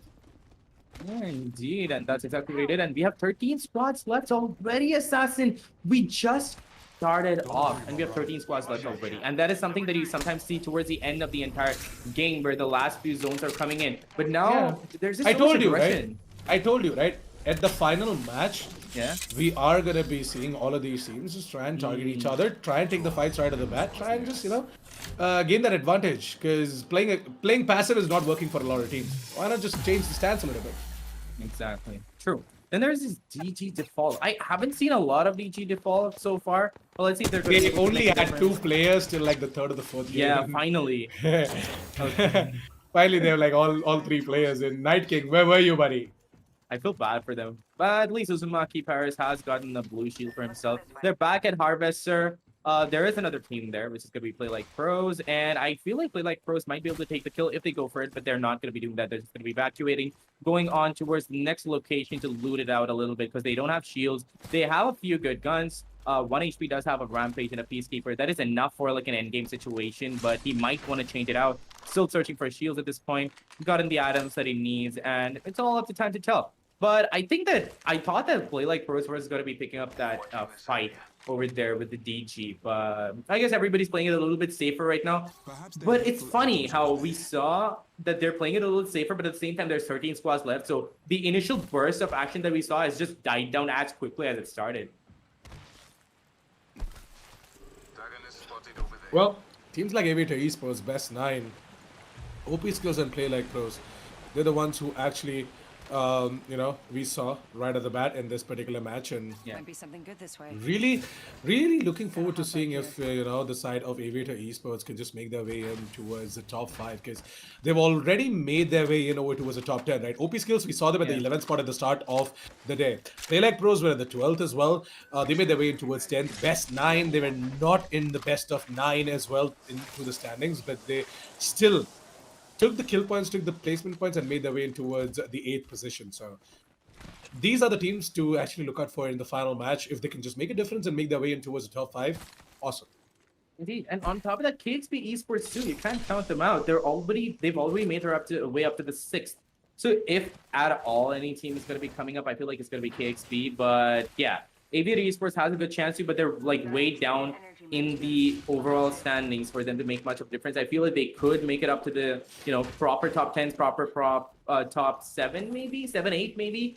But I don't really think that they can make it up to the top 5. But then we have these other teams from 11 to 20.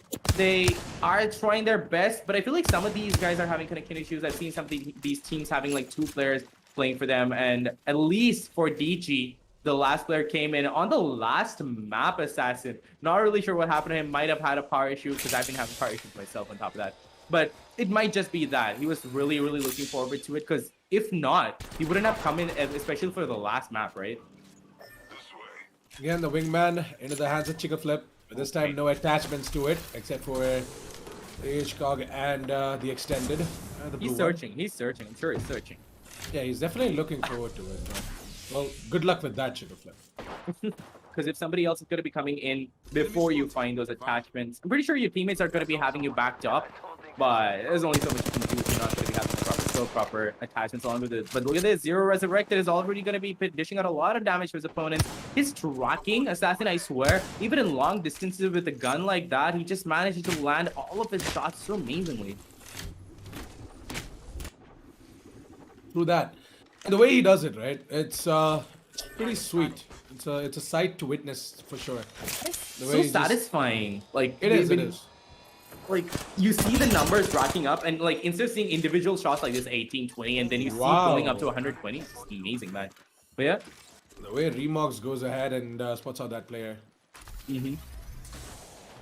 And then there's Team Alu over here. Alu hater, and they picked a good shield for themselves. But you know what, Assassin? I feel like they're gonna be exactly like the way they were before. They're gonna be a little more aggressive, and I feel like they're at a position where they feel like they have nothing more to lose, so they might just want to have a little bit of fun, go in and try to get a few fights and a few kills at least. Team Alu, they made their way on top of the building, but they didn't really have the weapon to go ahead and scout out the area. Well, Flatline is there, but not the best of the scopes. They're still, wow. I like the confidence coming out with Shams, from Shams, by the way. Hater Shams. Even with that scope, I'm going to go ahead and try and take some pot shots. Going to announce his presence on top of this building. That might just put Team Alu at a risk. Indeed. And like I said, right, the initial burst of action or adrenaline that we had has like suddenly died down. We still have 13 squads left, 39 players. Nobody has killed anybody. 3 times HCOG, let's go. No, again, I swear, whenever I see that, again, I'm pretty sure you love it too, but yeah, same thing. Whenever you see that and you're like, finally I've been searching all the entire map for this. When you see that and you pick it up, it's so satisfying for like it's completing. It fills your soul. It's actually good. It's actually good on the R301 as well. Like R301 has the range to just use the 3x to its full potential. Mostly, even the flatline. There's a Sentinel right there. I don't really see the players picking up a Sentinel. It's such a good sniper. I like it. Indeed. And like the fire rate is also not that bad. It's kind of like it is an auto. Chica flip. Sights. It's just like pushing in, and Chica flip, but the wingman is just dishing out so much damage. The Revenant has put up his ultimate, but he doesn't even need it at this point. He's just gone in. He's just dished out so much damage. Sights just super explosive from the beginning. I feel like they're gonna be again the last people standing. They might be able to win this out yet again. Don't want to call it out so far, but they're doing really, really well for themselves, Assassin. Hey, the ring is gonna be a little bit of a problem though. It's the first ring, so won't really do a lot of damage, but still, if you're taking a fight, you have to be careful. The side of team's sights are outside of the ring as well. Have to quickly make their way in, and they're going the other way. Interesting. Yeah, they're about to make a long flank, but I mean, they're about to make a long rotation. I hope they have the med kits and the shields that the shield batteries. Yeah. I mean, Chica Flip is running the purple shield, so I mean, shields won't really matter. Let's hope that they have the medkits, enough medkits. Yeah, the medkits. Yeah, my bad. I was trying to say the medkits and the syringes. Ended up saying the shield batteries, but yeah. I know, it happens. To be honest, syringes are just like, I feel like syringe is something that is just a bit of a pain in the butt, because you have to keep on, you have to keep on injecting it. Yeah, if you have a medkit, you just go ahead and get yourself a full refill. A little longer on the time, but yeah, it's still more advantageous than a syringe. Yes, you have your advantages to the syringe too, like in the heat of the battle, you can like get those kills. But look at this, Vector Sports again. They're just showing their professionalism so amazingly with a G7 Scout. You would not think that you would want to take that fight from so long away, from so far away with just a G7 Scout. Yes, he has a scope, but it's not good enough of a scope to take that fight. But he's still going to be able to do it. He's still going to be doing it with such finesse. But on the other side, there is definitely a noob picking up a little bit of damage over there and giving a little bit of damage as well. But he's being pushed by the Bloodhound, and there's only so much that he can do, and he just panics, and he's going to be going down to Death Wish. Death Wish, if I'm not wrong, he had picked up the golden shield, didn't he? Sports lost definitely a noob, and it's gonna be down to Nexus Abhi and Anuj. Hey, the bombardment comes in. It's gonna be the side of Vector Sports to be in a little bit of a trouble. I'm gonna be seeing. Oh wait, hold on a second. Are they about to? Okay. I thought that Nexus Abhi is just gonna drop in that thermite, and maybe commit a suicide or something like that. It's like, I'm not gonna give any kill points to anyone. If I die by myself. No, but this is Vector Sports we're talking about. They're not gonna give up till the very end, I guess. Not really. If you find yourselves in a situation where you're like, hey, there's absolutely no escape out of this, then maybe why not just go ahead and commit suicide, man. Don't really allow anyone else to just jump on top of you. You heard it here first, ladies and gentlemen. Assassin with the philosophical answers. I mean, come on, that's a way to avoid giving anyone else kill points. Yeah, you're right. Just eliminate. Look at this. There you go. Oh, no. That's exactly what happens, and that is gonna be non-kebab to just rush in and take Nexus Abhi down. And that means what a play coming out from Bird.exe, man. I never saw this coming, by the way. Yeah, but that's also a sad thing because like Vector Sports, they had a really good chance to like make it to the top, but now they've completely lost it out, and Void.exe have completely denied them. But if Void.exe do match to become the champions with a lot of kills, they might be able to, you know, take away the win on the first day. Maybe. That is possible. I mean, nothing is impossible, of course.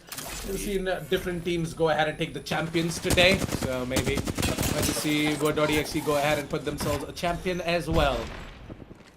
But look at that, Deathwish has already picked up a lot of damage from their opposing team, and he has a golden shield on top of that. The fact that their opponents could dish out damage is just impressive.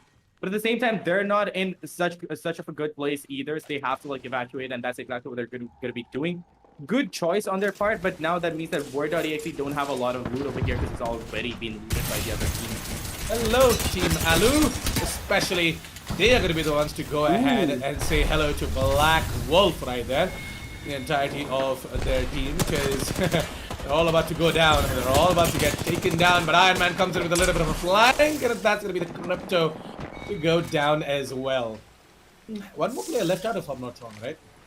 Yeah, I think there's one more player, Yeah. a little bit away in the distance, but I'm pretty sure he's going to be leaving very soon. He can't be risking it all and taking the, you know, chance to get the kill. That's going to be Vexenor. They were facing off against OP skills, but he's still going to be there. Tries to slide in under. I think that was a really good lucky situation over there. He shouldn't have like slided out onto the other side. There was a risk and he got stopped at the pipe, but look at this over here. Word.exe, they're still picking up a fight with their opponents. Their opponents have not given up. They just went back out. They recharged their shield. They recharged their HP, and they came back in, and they're going to be destroying Word.exe. Play like pros. They're just having a ball over here. They got the amazing loot that they needed from Trials over here. They're going to be using it to annihilate Word.exe, but only and only if they luck out. And I feel like they have already managed to do that, and it's only 9 squads remaining, Assassin, and that just means that Play Like Pros, they're going to be having more loot to play around with. Feel bad for Dark right there. Like, his entire backpack is full. He's still trying to salvage something. It's like, I'm going to sacrifice on this. I'm going to pick up this. Sophie's choice. Yeah. Zero Resurrected on the other hand. It's a little bit of damage just to recharge the shields, and it's going to be Team Sides going up against the side of Word.exe. Word.exe? Was that what it was? Are you sure? I'm not really sure if that was Word.exe. No, Sides, yeah. Word.exe were somewhere around the corner right here. Weren't they in Trials? Oh, never Did they mind. make it out?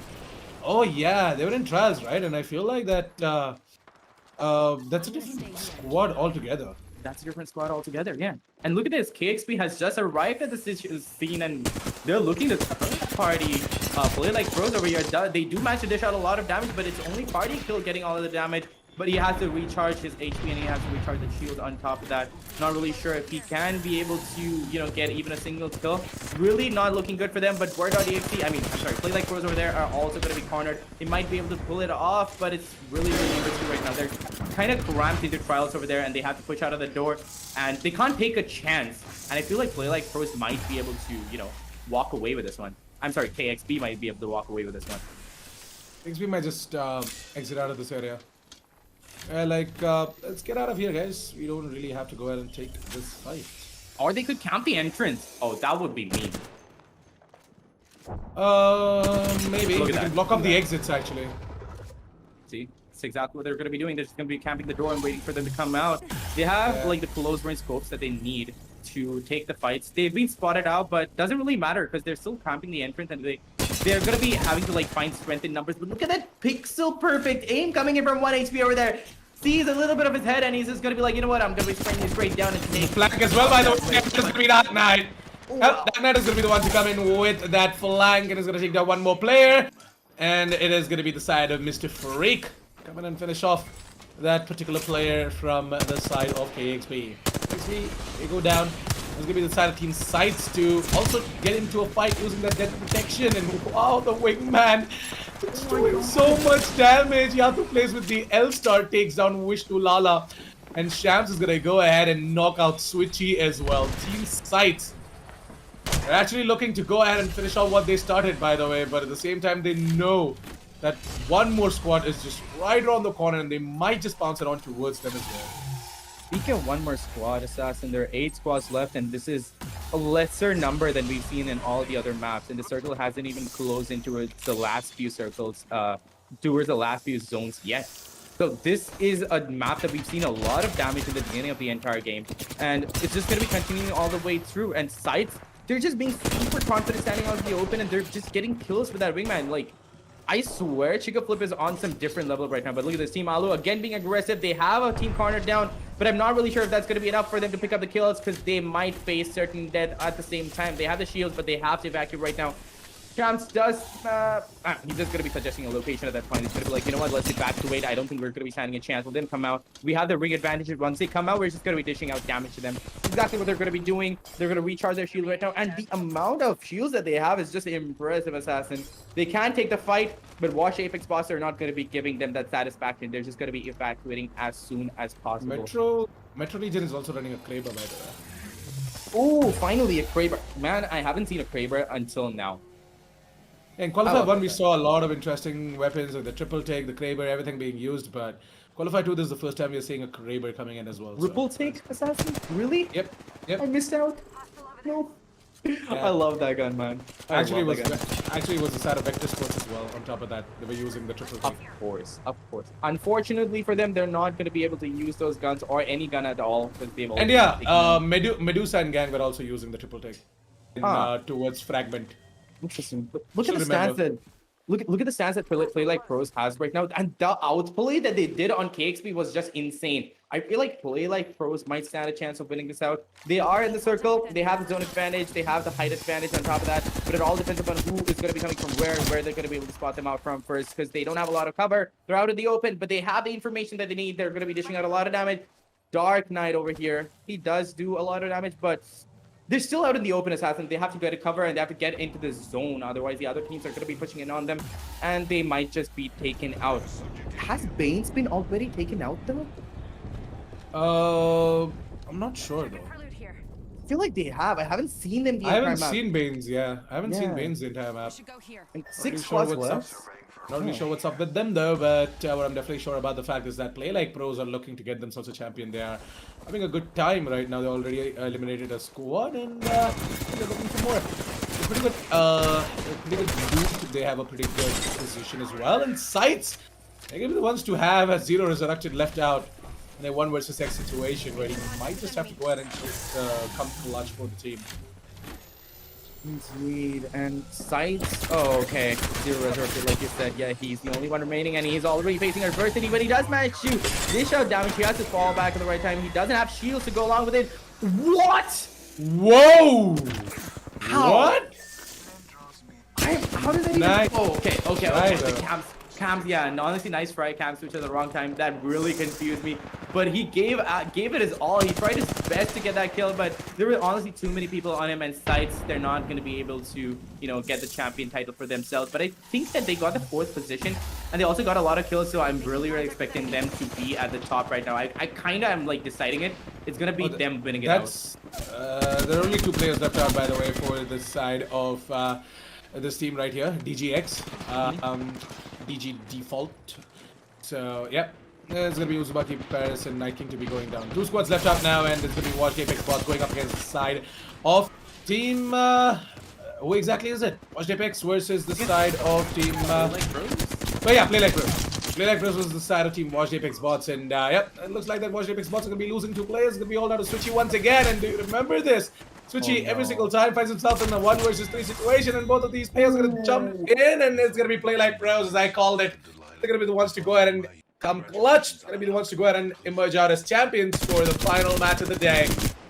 And yep, the emote gang. They go ahead and use all of their emotes, and they're going to have a lot of fun. But Play Like Pros, you guys definitely played like pros right there in the final match of the day. You guys got yourselves a win as well. And I did tell you, right? Play Like Pros, they had a good position, they had a good loot, they were feeling it, they had a squad wipe as well. Everything was in their favor. They went ahead and got themselves the victory as well. So hold up. You really happy told to me. see. Really? Yeah. I definitely wasn't the one calling it out too. Really, you're gonna take all the credit for this one? Okay. I mean, sure. I just okay, fine. Well, I called it out right there, so I'm just gonna go ahead and steal the show as well. I'm gonna steal a light from you. But more than that, Play Like Pros are gonna be the ones to go ahead and steal a light from absolutely everyone else out there in match 5. We thought that, it might just be the side of Team Scythe who might go ahead and give out a tough fight, but unfortunately they were not able to do much. They got caught out against I I'm not even gonna lie. The Switching. way Oh my God. no. They got caught against the side of the Octane, who had the Mastiff as well, and the way he Mhm, just goes ahead and gets himself that frag was just insane. mhm. There was not a lot that Zero Resurrected could Zero do as resurrected, well. yeah. In Yeah, a he one tried versus his best, honestly. yeah, And one like versus X situation, there was not really that much he could do as exactly. well. He Yeah. tried. He did get himself one knock, if I'm not wrong, but then the other team, I mean the other player, he just Yeah. came in and took him down as well. But Unfortunately, I mhm, also expected something coming out from the side of KXB, but Play Like Pros, the way they wiped out the side of KXB was just absolute mastermind I right there. swear. Like they I had a little swear. bit of a flank coming in, and then they also had an amazing time taking down the players who were camping the exits as well. The match highlights are ready. Why don't we quickly jump straight into was the match highlights in Quaint? I want your opinions at the initial fights of the match. What exactly happened over towards Lava Safon and the thermal stations? To be honest, everybody saw that hot drop. They were like, you know what? Let's go in. Let's get those shields. Let's get those whatever golden loot we can. They did. Deathwish just did manage to pick up a golden shield for himself, but there was so much happening in the beginning. We saw like an initial burst of adrenaline where all the teams came out. They started like dishing out damage. And look at this. Sights on top of that. They were so aggressive with whatever they were doing. And Chiga Flip was dishing out so much damage with that wingman. It was just a sight to watch. And then there was Vector Sports. They did manage to get a lot of damage done, but little did definitely a noob know that a random Bloodhound was going to be coming out of nowhere with that with that Revenant ultimate and just taking him out. Unfortunate for Vector Sports, they did stand a chance, but they were not going to be able to make it to the top 5 anymore. I feel like they might be dropping out. They might be dropping down, not the top 5, they might be dropping down to the 5th position, maybe the 4th position, but just unfortunate for them, like through and through. But what I really want to talk about is like how there was initial aggression, there was initial like damage being dealt out, then there was like this moment of silence where 13 squads were left out for almost the entire duration of the game. Then towards the end, it was just so much chaos, so much pandemonium. And towards the end of it all, it's always somehow Switchy being left out to clutch out the situation. I feel bad for that guy, man. Like he tried his best. He thought maybe if I get one kill, maybe if I manage to clutch it out, he gave it his all. Couldn't really do anything about it. But Play Like Pros, they just honestly play like pros. They got the win for themselves. And overall, it was a really exciting match, Assassin, and just so much happening all across the map. This was the moment where we saw the likes of Play Like Pros Mm. go ahead and take down the side of KXB. The amazing flank coming in as well from the Seer actually made a hell lot of difference. They did not see that coming, by the way. I'm not really sure why, but should have seen that coming, man. Should Yeah. have at least had someone towards the flank.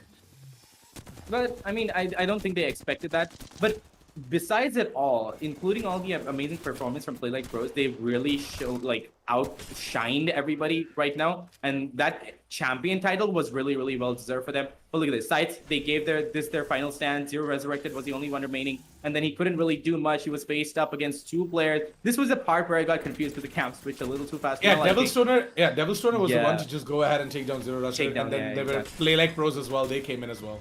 Exactly. Here's this cam switch, and that was Devil Stoner coming in for that final kill. But here's the thing, Assassin. Considering the amount of position points they've gotten for themselves, and the amount of kills and amount of damage that they've dished out with that wingman, with all those EVA 8 sights, I feel might come out on top in the overall standings. I feel like the team Sight, yeah, I'm They not might win really it out, sure yeah. though.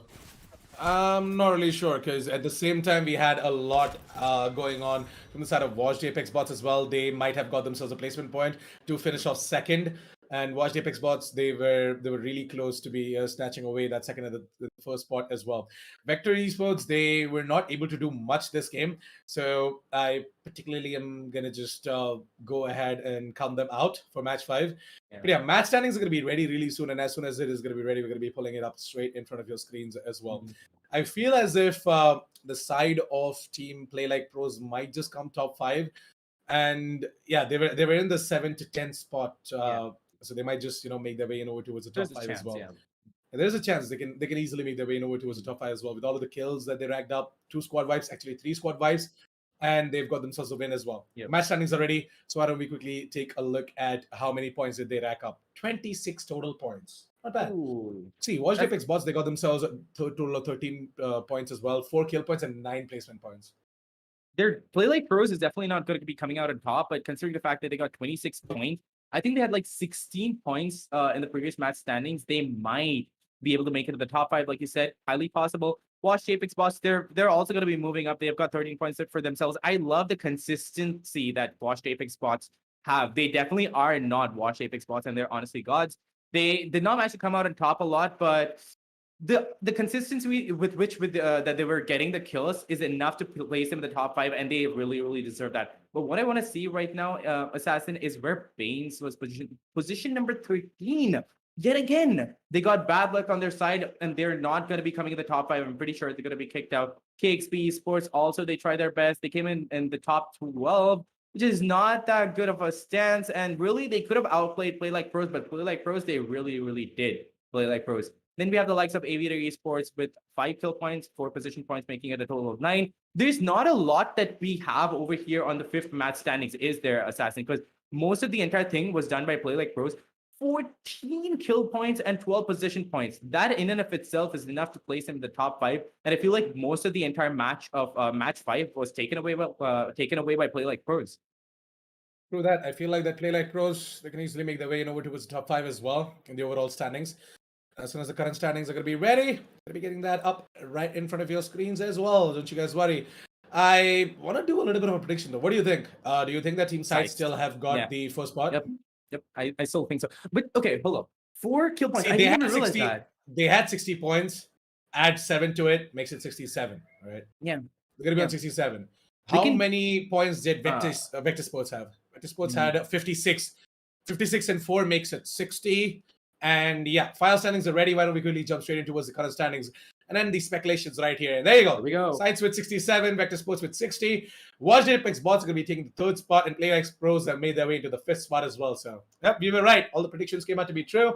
So, with the side of Team Word.exe to be placing themselves between Watch Apex Bots and PlayX Pros at the 4th position as well. 45 points right there.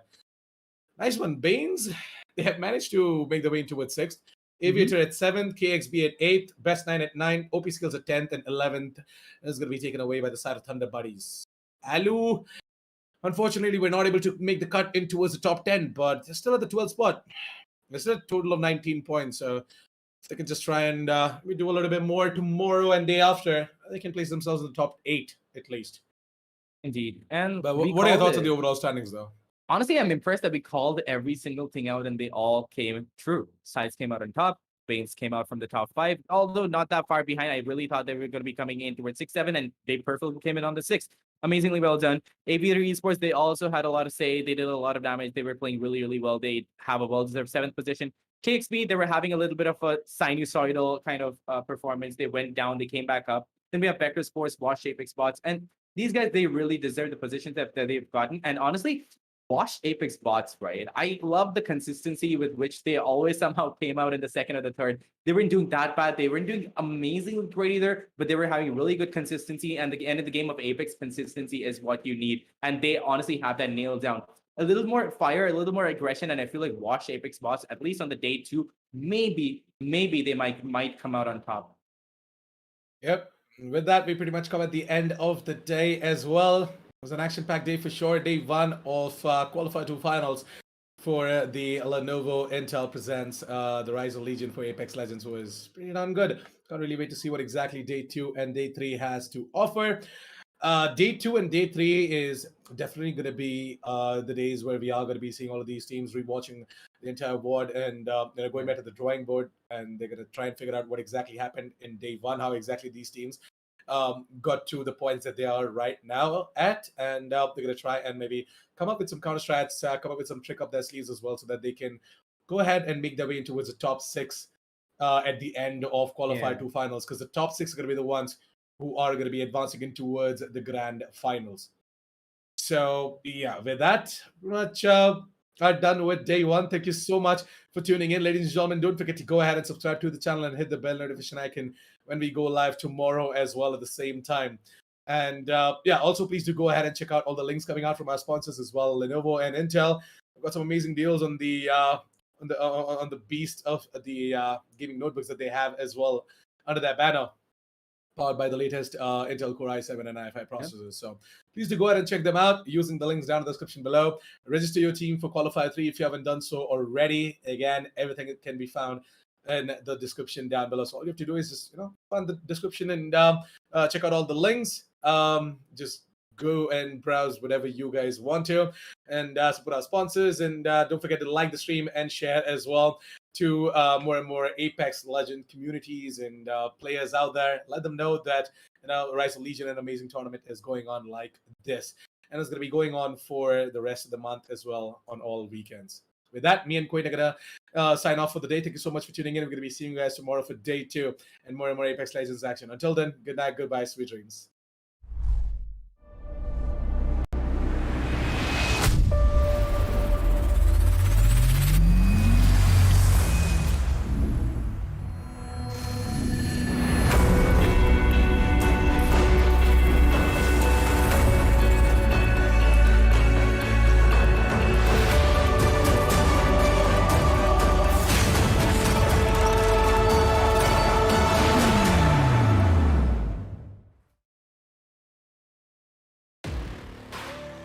From the outside, who would know what lies beneath? Unleash it with a machine as savage as you are.